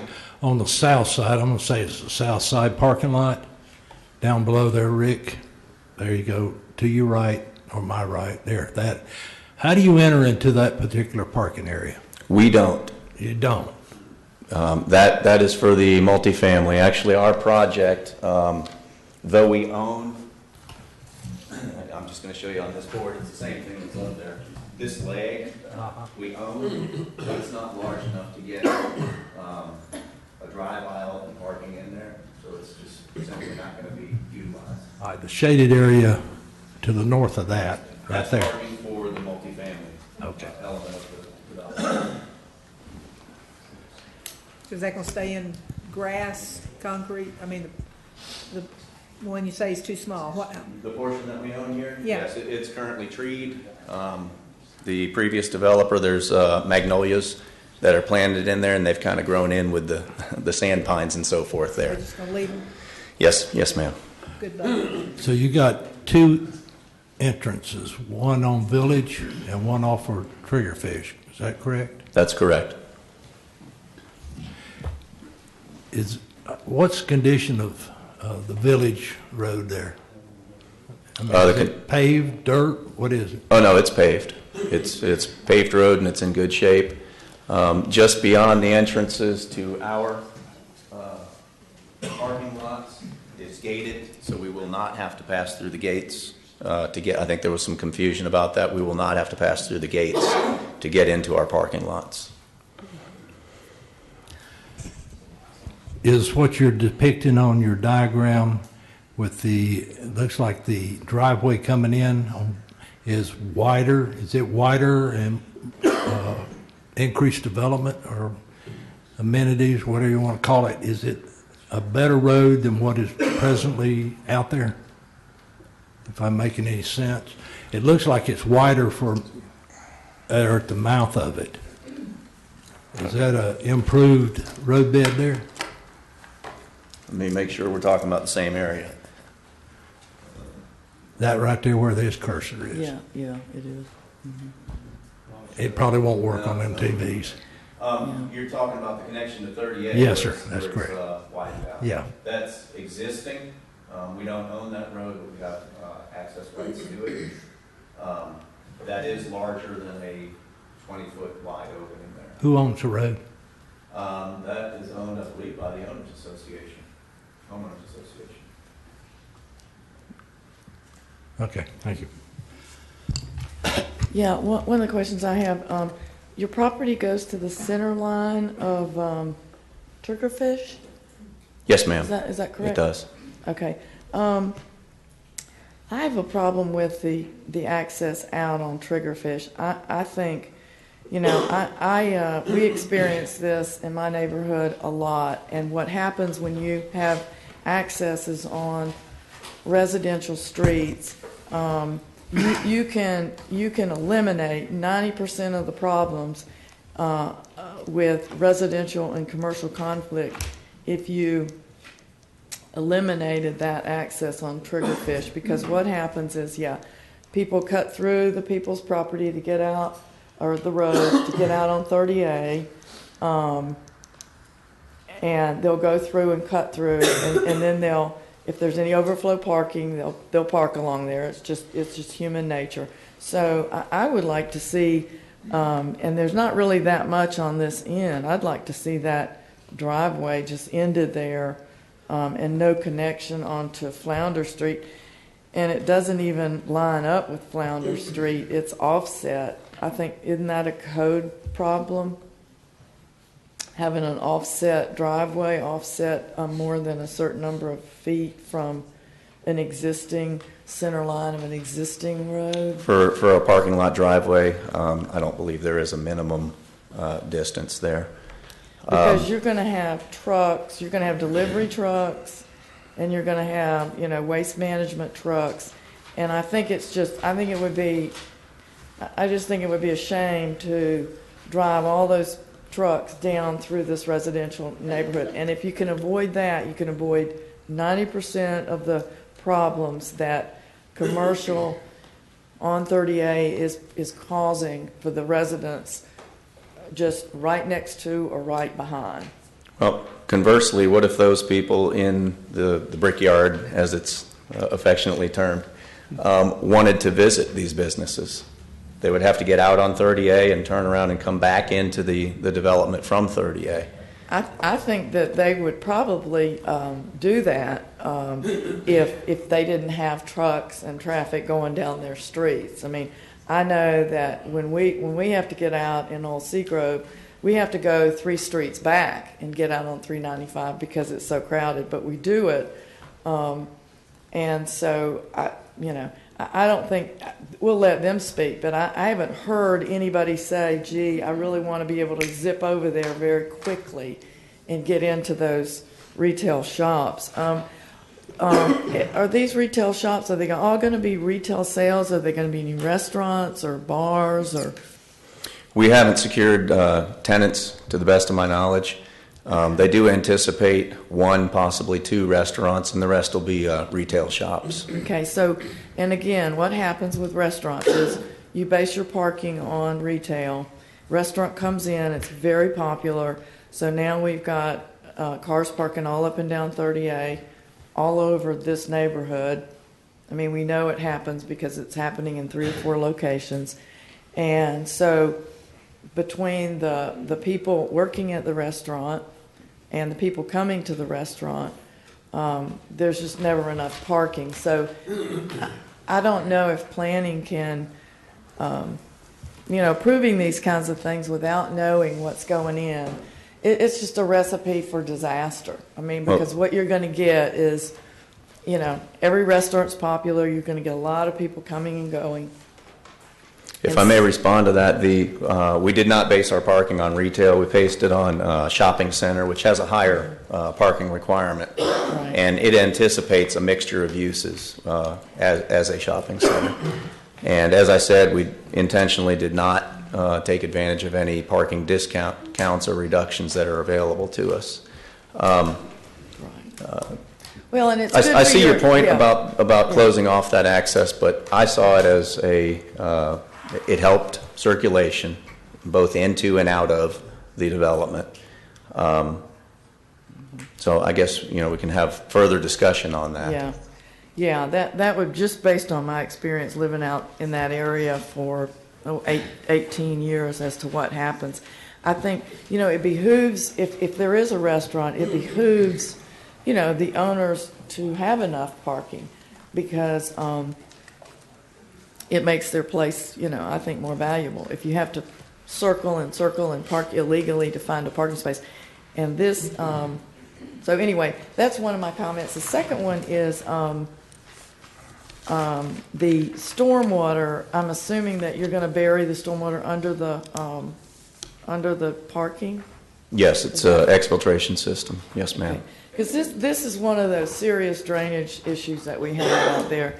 This was one of the studies that we had to do, because Flounder and these streets down here are at the bottom, and they were flooding, seriously flooding. So we've done some studies out there, and the drainage adjustments that need to be made have not been made yet. It's probably going to be a couple years before they're made. So my question is, is this going to exacerbate an already existing drainage problem that these people's homes are flooding out downstream? I don't see that it will. We designed our system to where there's no off-site discharge during the 25-year storm, and I think that it will reduce as much as we possibly can. Now, I understand that area has a large drainage basin that goes to it, and a lot of those subdivisions have no stormwater plan in them that complicates the equation more. Is this a closed basin? Within the development to the south of us, it is. Our project will discharge along 30A and does not go into those neighborhoods. So you don't have to design to the 100-year flood? No, ma'am. It's hard to believe that your water wouldn't be going downhill into their properties, because I know that this is a closed basin, because that's what they, that was one of the problems out here. There is no place to put the stormwater except in the middle of their road, because they need an outfall to. Are y'all going to get an outfall to down Draper Lake? There's a drainage divide that goes down Retreat and Snapper Street. The grade also falls that way to the west. Yeah. And that's the course that I see our water going. In the event that it discharged, but during the 25-year storm, there is no discharge. Right. So I guess my question would be, if the water does come off the site, you said that it would go down 30A and that you guessed that it would go that way. So my concern is that we don't exacerbate existing known drainage problems.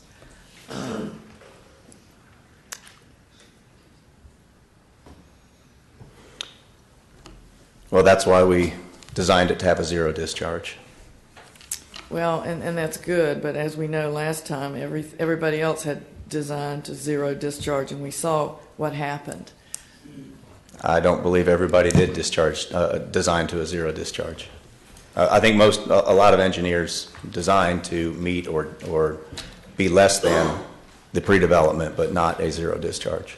So who's going to maintain those systems underneath these parking lots? It would be the owner. Owner of what? Of the development, and this is anticipated to be condominiumized or turned into a commercial subdivision, so there would be an association to maintain those exfiltration basins. So they would have fee simple ownership? Of the building space. The building space. And the parking areas and drainage would be common areas. Parking would be common? Yes, ma'am. Okay. So would the parking be allocated for each building, or would it just be kind of a free-for-all, first come, first serve? I haven't gotten involved with that. I would anticipate that it would just be, the parking is available to all the businesses. Okay.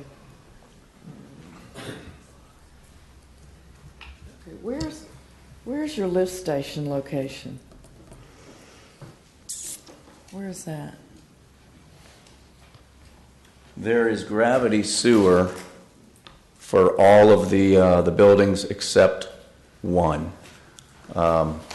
Within the Village Boulevard, or within the village at Blue Mountain Beach development, there's gravity sewer to a central lift station that I believe actually goes out to County Road 83. So I believe it's on the eastern side of the development. But as far as our tie-ins, we're going to be all gravity except for one grinder station, and that's simply because the manhole elevation wasn't deep enough for us to get into it. And which building is that going to be? That would be the southernmost building. Okay. So you're going to have a lift station at the southernmost building? In the space between those two buildings. Okay.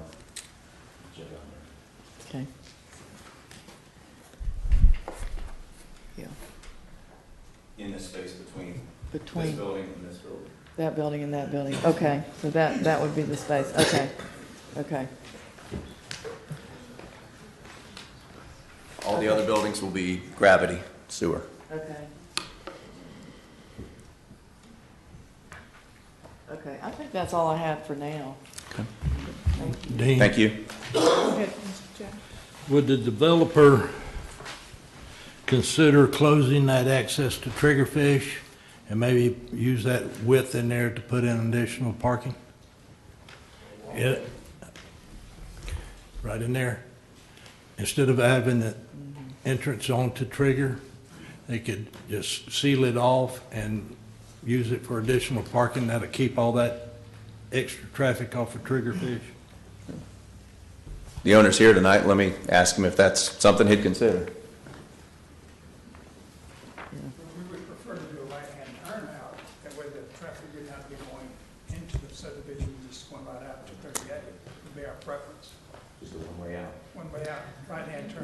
That's exactly what was approved for Whiskey Bravo, and I'm telling you, it is a nightmare. Nobody turns just right. People go wherever they want to go, so a right turn only does not work. And I've experienced it personally, and I've gotten all the calls from these people cutting through people's neighborhood. It doesn't work. There's nobody out there to enforce it. People just take off. So, you know, I think a right turn only is just a Band-Aid. It wouldn't work. Mr. Chapman, do you have any other questions? Okay, Mr. Impel, Mr. Jones.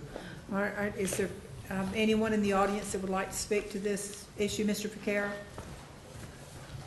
And then you'll be next, sir. And then the gentleman in the far back, okay? Alan Ficarra, if not a driveway, how about a walking path? People in the Brickyard could walk over there. I think there's a sidewalk on the front. I can't see from what There's a they've got sidewalk there. all along the front. I mean, from the roads in the Brickyard, they could walk into that side entrance instead of driving in. A walkway. Next, the gentleman in the front row with the glasses, okay?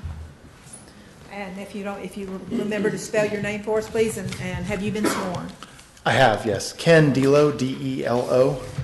My wife and I own a home right in this neighborhood we're talking about. And thanks to Miss Meadows, she's kind of given us a head start on what we wanted to talk about. But the entrance is a number one deal for us, 1A, 1B with drainage. But we do appreciate new business and we do appreciate the development. But Ms. Meadows is right. If you've been to the Brickyard before, and we call it that too, these roads are tiny. There's homes facing this proposed entrance exit, and it's just brutal to have the traffic up and down these tiny little roads, and they're lane and a half essentially.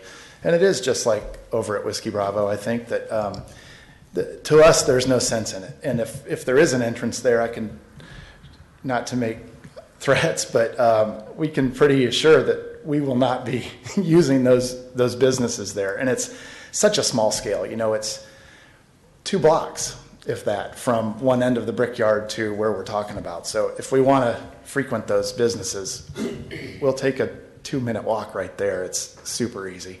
So we're really, really adamantly opposed to that entrance. I think it's kind of using our neighborhood for that commercial use, and we know they're public roads, but it just seems excessive. The second thing is absolutely drainage. You can watch it. You come sit there during a big rain. You can literally watch things roll right down the hill, and you could go put a ball up there and watch it roll down. So if it's not contained there, our concern is it absolutely will go right down that hill. And it seemed like there maybe was some indecision on exactly where that water was planning on going. And we know where it's going to go. We're not engineers, at least I'm not, but it's going to go right down the hill. And we've had a big problem with that. And I know y'all have heard us squawking about it for a while now, but it just seems like it's kind of piling on. So that's our second big point, and we're we're really, as a whole, as a community, together on that one and prepared to fight as much as we can. I know we're kind of in late stages on this, but that's a tough one, the drainage. So entrance drainage, and then the other things, the buffer, there are a buffer there, a natural buffer. It's not that large. It's very small, 10 feet high maybe. Would you agree? Maybe 8 to 10 feet high of scrub. And I don't know that that's sufficient, not knowing exactly how that's going to look. But, with the building walls and signage and lighting, those poor people that right there, I think it's just ruining their quality of life, of the homes that they own. So, again, we're not against business. We want it. We love it. But I think probably there should be some more focus on a buffer. Absolutely. And then that goes to lighting as well, lighting and signage, I think all of that. So what we're interested in as a community, to paraphrase, and I'm almost done, is that we'd like to see this not approved tonight to make sure that A, the entrance, B, drainage is absolutely taken care of and not probably okay. And then those other things are lesser, but they're still important. So as a community and as homeowners, we would really ask that you not approve this tonight if these things can't be decided on tonight. And then we'll be right back here again if Let me if ask we you a have question. to. Did Yes. the developer, did he come meet with the neighbors or talk to y'all at all or reach out Not to to my y'all? understanding. My understanding was that there's a, I don't know, not ordinance, but, a requirement to let the people know within so many feet around you. We didn't hear anything from them, and nor did, to my understanding, a lot of the others here. Okay. And I think they maybe notified those few houses right there, Okay. right there at Triggerfish. So no, we would have loved to talk to them about it before that. Okay, thank you. Thanks. Yes, sir, the gentleman in the back.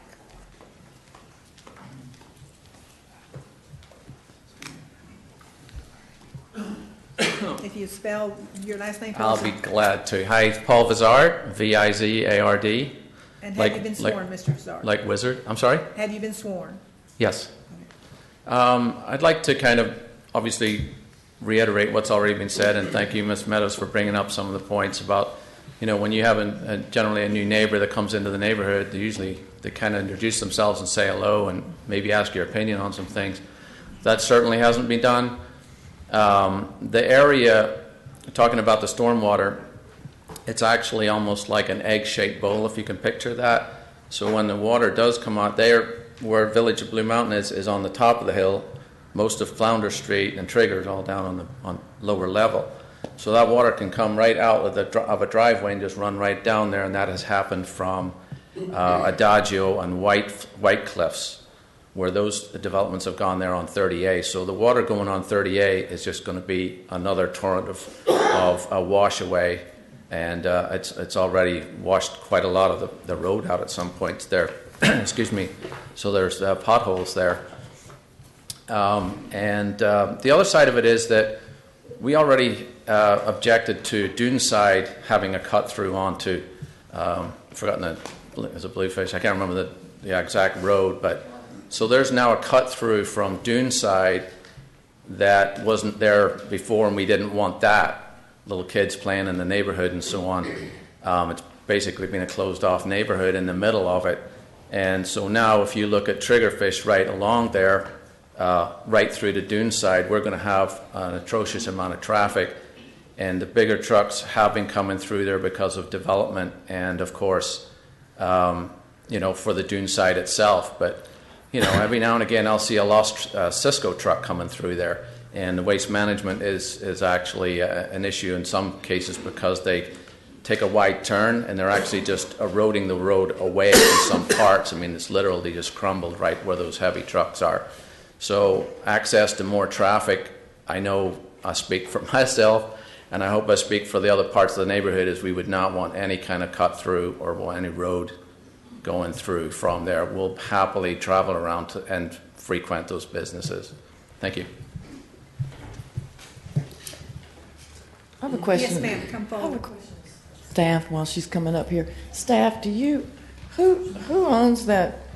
Who owns Triggerfish? I mean, it says it's a right of way, and half of it's owned by, it looks like, this property. Who owns the other part, and is it really a public street? We would need to pull the plat and take a look at the Mylar plat and see to whom they were dedicated, if it's a platted subdivision. If not, we would need to confirm through Public Works. Yeah, I'd like to know because, it may be it may be owned by the people south of Triggerfish. I mean, south on, that are lined up to Triggerfish. Because if they own to the center line, I would think that the other people may own to the center line. So it may be, I just am curious about that because it may not be and I know the roads in there are in really bad condition. I think they're that milled asphalt, and they're really not in good shape at all, for truck traffic especially. But go ahead, I'm sorry. Hey, I'm Claire Lauderdale, Lauderdale. And have you been sworn, Ms. Lauderdale? Yes, I have. All right, thank you, ma'am. And I own property in the Blue Gulf Resort, which is the Brickyard, and my parents do too. We own lots right next to each other and have for 13 years. And I realize there's probably a rule that you have to notify people within 300 feet of the development. And so those were the only people that were notified. And the reason that a lot of us are coming into this late on the third round of approvals is because it had to get around through word of mouth. So the only people notified were within that 300-yard or 300-foot distance. And, this doesn't just affect the people that are within 300 feet of the development. This affects the entire Brickyard. The drainage issues, the water runs a lot further than 300 feet away from the entrance that we're talking about on Triggerfish. And I think that's the main pain point for most of us is going to be that entrance on Triggerfish, and not having an entrance on Triggerfish is our objective.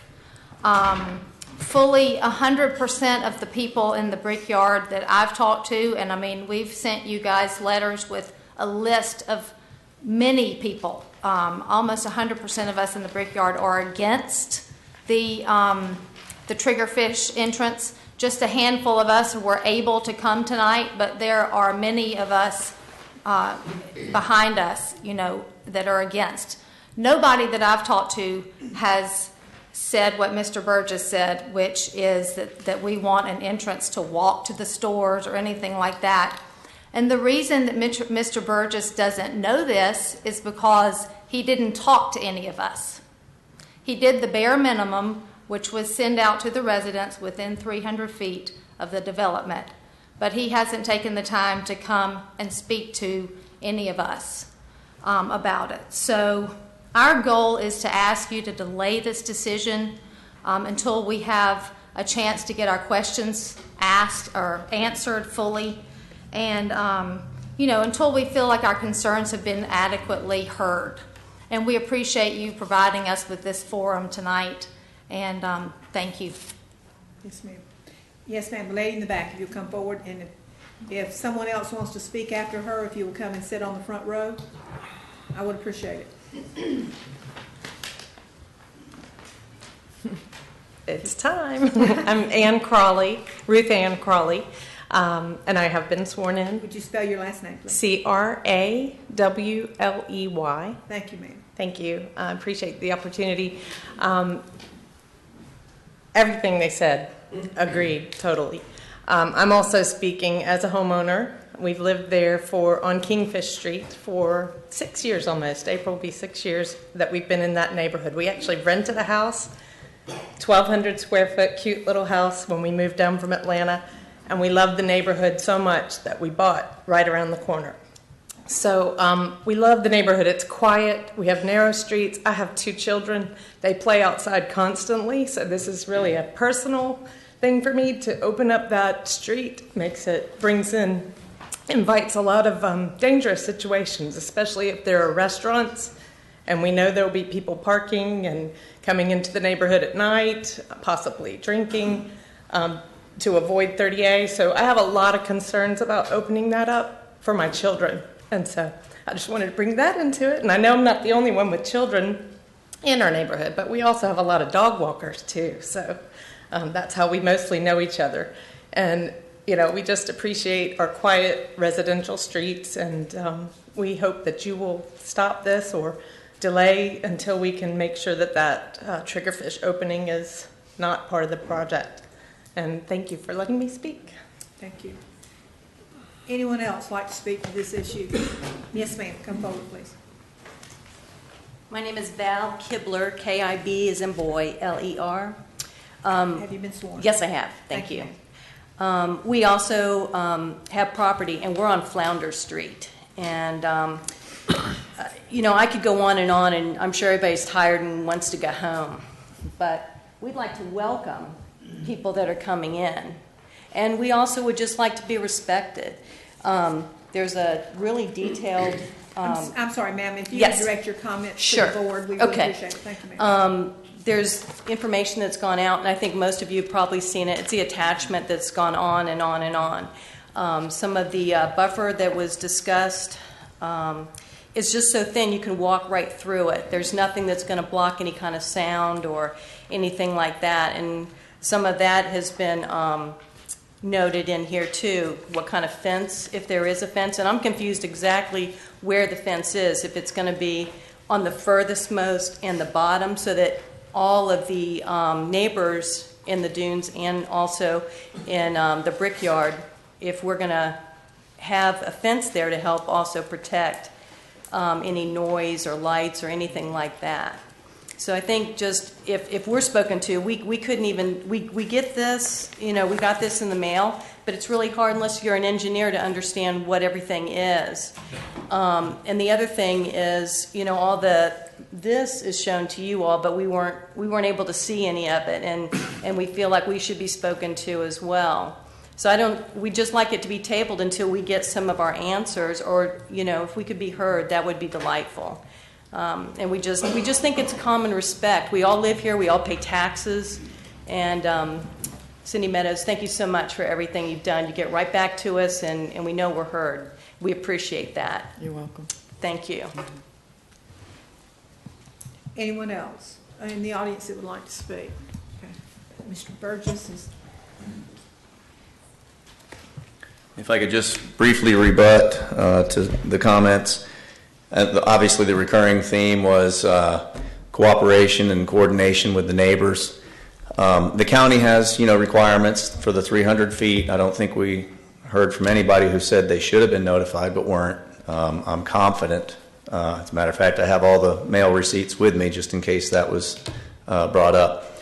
But there's parameters that are set by the county to prevent having to go, okay, we'll do 400 feet for this one, 500 feet, 600 feet. Where does it end? The county has determined that 300 feet is reasonable to notify people, and we abided by that. I did take, you know, phone calls from folks that called me. Staff was courteous enough to forward the letter, so I have seen the letter that Ms. Kibler mentioned, and we read through it. And I've had these discussions with the owner, and it's worth mentioning that Mr. Bishop has been in the area, the owner developer. And has done a number of developments in Walton County. He's lived here for longer than I have, and he's always a good neighbor. And he does good quality developments. I did have the opportunity with some of the neighbors that called me to explain to them the nature of this development. The buildings are one story. They're residential in nature. Hardy plank siding, standing seam metal roofs. They're going to fit in with the residential character of 30A. We would like to keep the driveway onto Triggerfish. We understand the concerns of the neighbors. If that is a real bone of contention with the board, like I said, we can discuss that and come to an agreement on it. There were some good suggestions, a walking path, just a simple path from Triggerfish, as far as I know, the Brickyard doesn't have sidewalks within it, but a sidewalk that would connect to our sidewalks, I think it's a good idea. Stormwater was brought up a number of times again.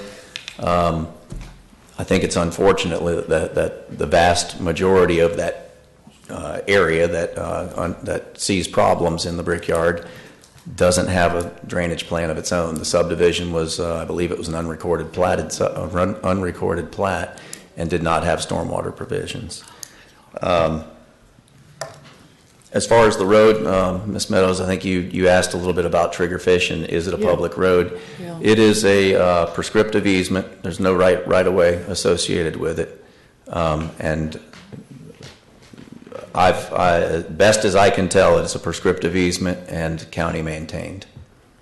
So, but it says Triggerfish Street right-of-way width varies, so you called it a right-of-way. I just am curious to... The prescriptive easement right-of-way. And it varies because it depends on the maintained limits of the road. Okay. Would y'all be willing to meet with the homeowners and discuss some of these issues with them? Well, I think we understand the issues. Okay. So would you be willing to cut that vehicular access off of that road at this time, and you could use it like you said, you could pick up more parking or turnaround area there, and put up a fence from along that section there, and I think you've got a project. Otherwise, I just can't see recreating what we already know is a huge problem in these neighborhoods that are on 30A. I mean, we know that this is an issue. These trucks and these cars, they fly through neighborhoods. And so that, that would be my request, is if y'all would just cut that road off, put a fence up there.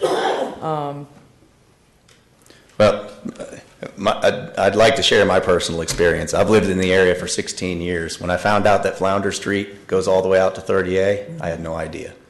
And as I was joking around with Brian earlier tonight, now that I know it cuts through, I still am not going to use it because it doesn't make any sense to use a local residential street when you've got an arterial road like 30A to take you right to the Dean, to the it does, establishment. because I tell you what, 30A gets backed up. It gets backed up, and people are looking for another route, and it's workmen, and it's people working on houses, and it's utility men and all that. They don't want to wait in traffic, so they are flying through the neighborhoods on these little back roads. It's Seagrove, East Grove, West Grove, and that's exactly what's going to happen here. And we have an opportunity to prevent that, and that will solve 90% of the issues out here. And I'm all for preservation of where people live. And, you and I might not cut through, but I guarantee you, people going through here that are trying to service homes and garbage trucks and workmen and all that, trying to get around, having to go somewhere, that they cut through. So I just don't think we need to set it up like that. So, when I met with the developer, he came to my office and we met, and I told him then, when he showed me all this, I said, I think you'll be fine, except, I said, this access out on Triggerfish is not going to work. I told him that when he came to see me. And so, I would. All right. No access to Triggerfish.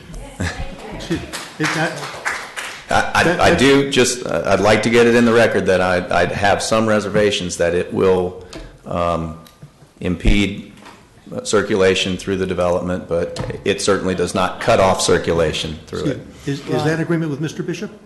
Excuse me? Is that in concurrence with Mr. Bishop? That you're going I to think I got the nod. Yeah, okay. Pedestrian opening?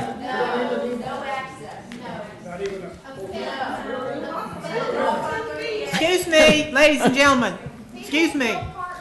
Okay, Mr. Burgess, if you will end that, you've agreed to that, will you put up a fence from, that one section there against the you know. Yes, where the ma'am, we've parking- already shown the fence, basically stopped at the opening. It'll go all the way across where Okay. the driveway is. Okay. Mr. Bishop, is that, I want to make sure we have your nod. Is there anything else, ladies and gentlemen, you want? One more thing. You know how I feel about stormwater. You are too by now. Where is the water from them parking lots going to breach out and flow to wherever?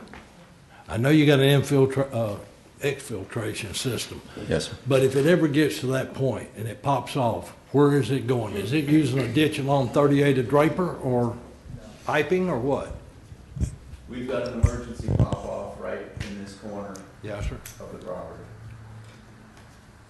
And it currently does not discharge anything during our, the 25-year storm calculations. But we had, in the last 2 years, 100 and 200 year. We had well over the 100-year storm, Yeah, yes, sir. Yeah. So. Which, you know, those type events are hard to design for. I know that. But I'm just wondering if it gets to that stage there in that corner that you're talking about, and it does get up and begin to pop off, is it going to run down Flounder, is that it? Down across there? Or where's it going to go? Yeah, that's where it's going to go. I would see it running along 30A, but I tell you what we can do. There's no discharge during the 25-year storm. I feel comfortable and confident that we can meet the pre-development discharge of the 100-year storm, that we won't exceed the pre-development rate of the 100-year storm. And if we need to resize, our exfil slightly, we can do that. Could you work with our guys and the engineer that studied this area? Because what they said the fix is we're going to need an easement through somewhere to get to Draper Lake. We're going to need an easement to relieve this closed basin. Mm-hmm. And so we're going to have to pump the water uphill out of Flounder and over and up. So is there any way I studied y'all that, could, and where I see yeah. the most probable easement is off of, what were the streets to the west? Yeah. Retreat or Snapper Street. Right, yeah, somewhere in there. So is there anything that you could do to catch your water? Let's say we have an event, an emergency event, and you said the pop-off's right here. Is there any way that you can fashion that or design that so that if we do have that kind of event, that your water does go out to 30A and doesn't go down Flounder? Sure. You can. Yeah, we can move that pop-off to go to 30A rather than, all we'd have to do is move it from here to here. Okay. I think that would help tremendously. And then once our guys get to this plan, what they say is we're going to do a lift station. We're going to connect it to a storm drain, and then we're going to get an easement out.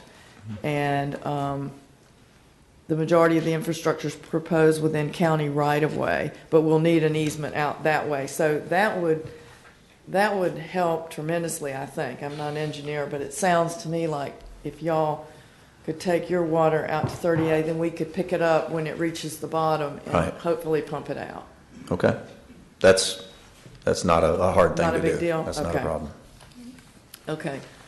Well, I would move then that we would approve the project with the conditions proposed by staff, which I can't remember what they were. The fence along this southern section of their property line, no access onto triggerfish, no vehicular or pedestrian access onto triggerfish, and is there anything else? You're including the 5 conditions of staff? Yeah, plus 5 conditions of staff, and plus those, and then move the stormwater pop-off. Move the stormwater pop-off to where, to the southwesternmost property line. And then, if there are patches in that existing landscape area that are vacant or, you can see through it, there's not very much, that you provide landscaping in there that will fill out that buffer between Ventana, Dunes, and I think you said the same thing was this situation on the south, I think. So you're not going to do anything with that long strip of land? No, ma'am. No, we looked at it, and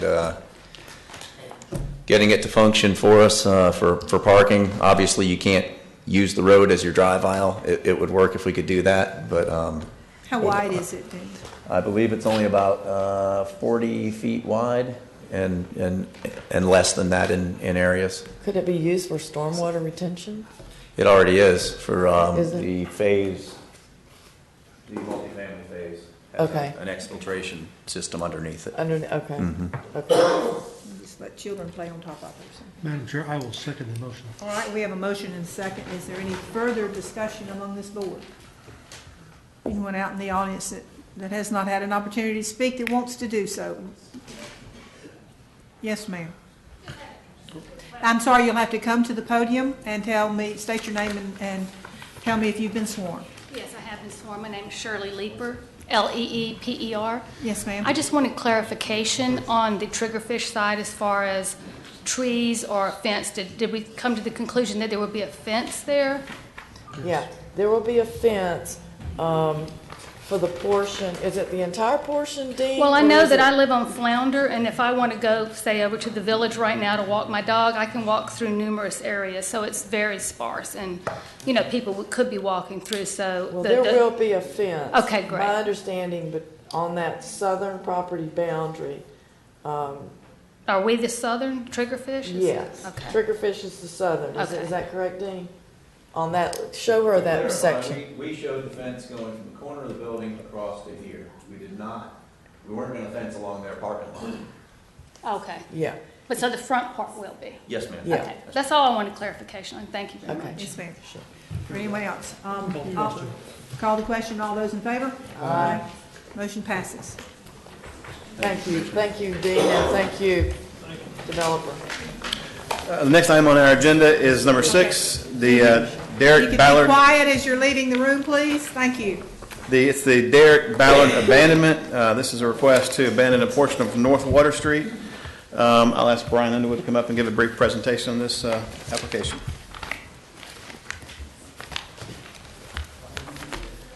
Thank you, Brian Underwood, Planning and Development. This is a petition for abandonment development order application submitted by Derek Ballard, requesting approval for abandonment of property described as North Water Street, located immediately south of lots 11 and 12, Block 21, Town of Santa Rosa, as recorded in Plat Book 2, page 61, Public Records of Walton County, Florida, with a future land use of residential preservation. The project is located south of Santa Rosa Street, adjacent to Hogtown Bayou in Santa Rosa Beach. No public comments have been received on this requested abandonment.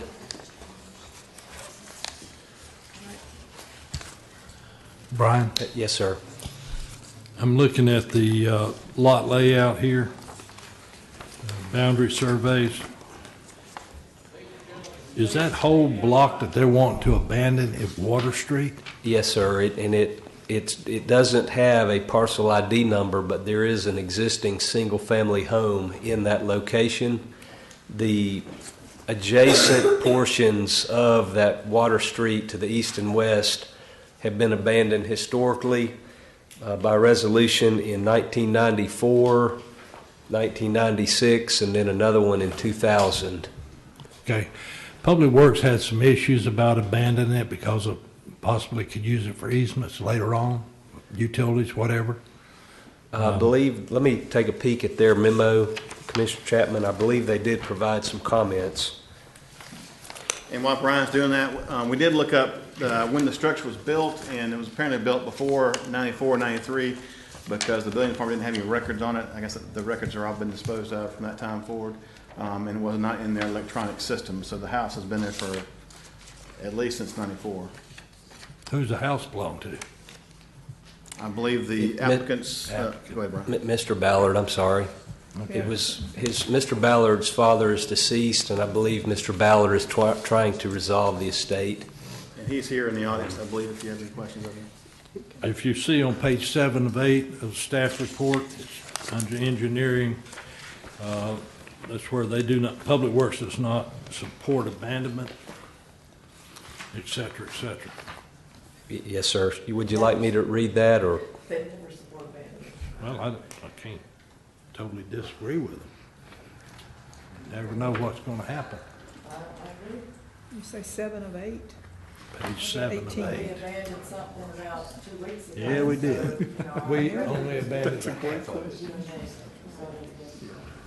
But anyway. So we've abandoned the property on either side? Yes, But ma'am. not this one in the middle? In 94, in 96, and 2000, the other segments of that historically platted street. So we've abandoned 3/4 of it already. Yes, Well, sir. And that's not the only, and I'm speaking for or against, but that street was platted all along the bayou, and there's various places throughout that street that's been abandoned off and on through the years, not just these two sides. Yeah.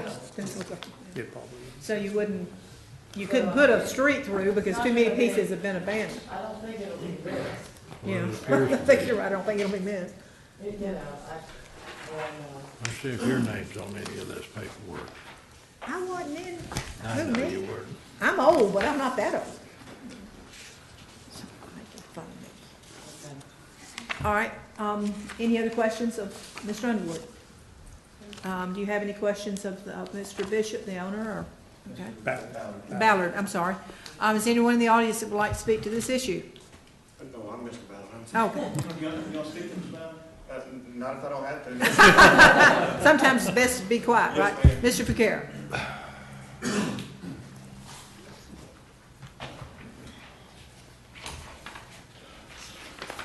Alan Ficarra.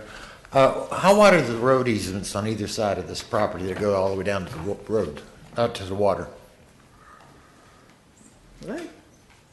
You have a road easement on either side of this going north and south that go all the way down to the water? How wide are those easements? Well, that's part of vacation from the previous. It's different. We would need to look on that original Santa Rosa plat to see if those north-south streets extend all the way to the water line. I would think that they would go all the way down to the water line. I would think they would not be part of your abandonment. Right. The water street was east-west, parallel to the bayou. And, I mean, I would think that these roads that are heading north and south that dead end into the bay should be left available as public access. I don't think they're part of the abandonment. I believe it is. I mean, I believe the part he's asking to be Yeah. abandoned does not go into those streets. Right. It's just I'd like it to be clear that that is not being abandoned. No, it's, well, it's clear from the From that drawing, but does anybody know how wide that road is, access or easement? How wide that road is? Well, or is there a road there? There is a road, supposedly. according to the survey, there's a North 7th Street on one side and an Edie Lane on the other, but it does not, it says a 60-foot right-of-way. Huh? It says a 60-foot right-of-way on each of those streets. All right, so there is a 60-foot road right-of-way that goes all the way down to the water. It appears so, yes, sir. Is it a But right-of-way or an easement? when I say appears so, it doesn't look like it's been improved all the way to the water. It has not been improved, but I would like it to be clear within this that those easements continue all the way to the water. And that be clear. We understand, Ms. Yeah, you want it clear. But they're easements, not right-of-ways, correct? Because there's two different things. I don't believe these have been dedicated to the public. It's from, this is Plat Book 2, which is probably the 20s or 30s. And many times we see these plats that have these linear right-of-ways. It was usually to put your boat historically, because people, were using boats to get around. There wasn't any roads in those days. So we're not abandoning those, just the Just the portion inside of it. Water Street going to the water. Yeah. So, is there anybody else that would like to speak to this issue? Motion to approve. All right, we have a motion to Abandonment. approve. Do we have a second? Second. We have a motion and second. Is there any further discussion? Seeing none, all those in favor? Aye. Motion passes.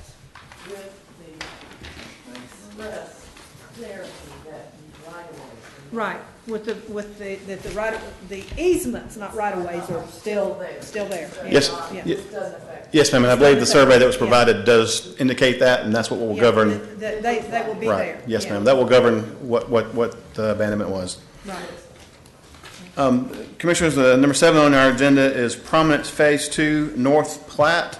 It's a plat for 78 residential lots, multifamily units also in the Prominence PUD. It is in the traditional neighborhood land use district, and this is just another phase of that development, and staff recommends approval. I believe we have the applicant here tonight too, somewhere. All right, who's going to speak to this issue? Any comments? Are there any conditions of approval? Let me get that. Renee Bradley is, her mother is in the hospital. She's not here tonight, so I'm kind of picking up for her. Let me look at it real quick, Commissioner.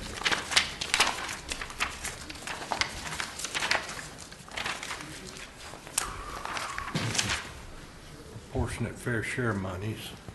Yeah, the recreation plat fee and the recording the fee for the plat, and that looks just about it, I believe.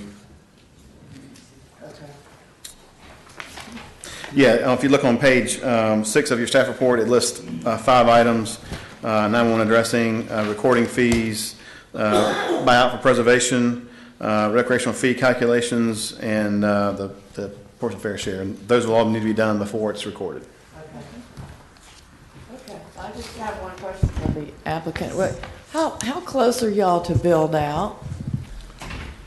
Or would you come to the podium, please, sir? Just kind of give me an idea about. My name is Mark Murray, Murray, and there are 2 more phases to the north. Okay. And 1 more phase to the south. Okay, 2 more to the north. And do you know how many more units are left? I do not. Okay. Okay. Are they all going to be the triplexes? I know the north will be. I don't know about the south. Okay, so the north is triplexes. Okay. Okay. Thank you. Right, thank you. All right. Anyone else like to speak on this issue? Nope. Motion to approve. Second. Motion and second? With the conditions. With the conditions. With the 5 conditions. All those in favor? Aye. Motion carries. Commissioners, number 8 on the agenda is the warehouses of Centers of Beach, formerly known as Sundial Phase 2. This is a major project, major development order, which includes 5-unit warehouses complexes on 5.74 acres in the light industrial land use. Tim Brown's here from staff. Tim, you want to give a brief? Good evening, Tim Brown with Planning and Development. This is a request to construct a new 5-unit warehouse complex totaling 31,500 square feet on 5.74 acres with a future land use of light industrial. It's located on the west side of County Road 393, north of Cypress Pond Road and south of Edgewood Terrace.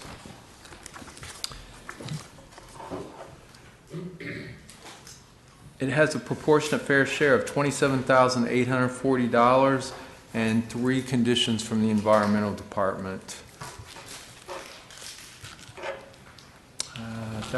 That pretty much covers everything. I'll Tim, answer I'm any sorry. questions. You said 3 conditions? From environmental. Yeah, page 7. Oh, that's public works. 7 of My 8. bad, Yeah. my bad. You're fine. Can't read. You have any questions for Kim? Anybody? It's connected to the development to the south. That's why they're calling it Phase 2. That's an existing development that's currently there, so they're going to connect, and it'll be Phase 1 and Phase 2. Is that an existing structure on the northeast corner of that, where it says site and it's pointing? Yes. Well, actually, I think it's been demolished, hasn't it? Correct. Yeah. Yeah, it's no longer there. Okay. It was previously approved as Slattery Industrial Park, but that was never built, and that approval has since expired. But it was previously approved. So, I'm sorry, again, the Public Works comments, did y'all address those? I didn't mention them because they've complied. Okay. They've got the stub out to the north, and they're doing the 100-year storm event, so that they're in compliance with that. Okay. Are you saying that they're going to stub out to Rena Arnett Road to that? Well, the new proposed road over to Helen McCall Park. We don't know when that's going to get built, but they're showing a stub out to it, so when that road is built down the road, they'll have access. That may not be good because that road is going to be, this is an industrial park, isn't it? It's an industrial development, yes. Right, and that road is going to be to relieve traffic out of Helen McCall Park and from 393. So I'm not sure that. Commissioner, I can address that question. Okay. Jamie Eubanks, EUBANKS. I have been sworn in. Commissioner, to be perfectly honest with you, they would prefer not to connect to that road for the reasons you mentioned. That was actually Public Works made that request, but by all means, they would prefer not to. Okay. They have adequate circulation internally. Yeah, I think it would be better if they didn't connect to it. Public Works. We would agree. Public Works is going to get mad at me, but They'll get over it. Yeah, I think it'd be better if it didn't connect. We agree. Just because of the type of traffic that we're going to have going through there. Yeah, I don't think you would want truck traffic on that particular roadway. No, You're correct. I agree. Okay. Thank you. Is there anyone else that would like to speak on this issue? So would you like them to remove that stub out? I think so, yeah. I think so. Because it doesn't affect their parking or anything like that. They just added the stub out after Public Works requested it, but it's just as easy to take it out.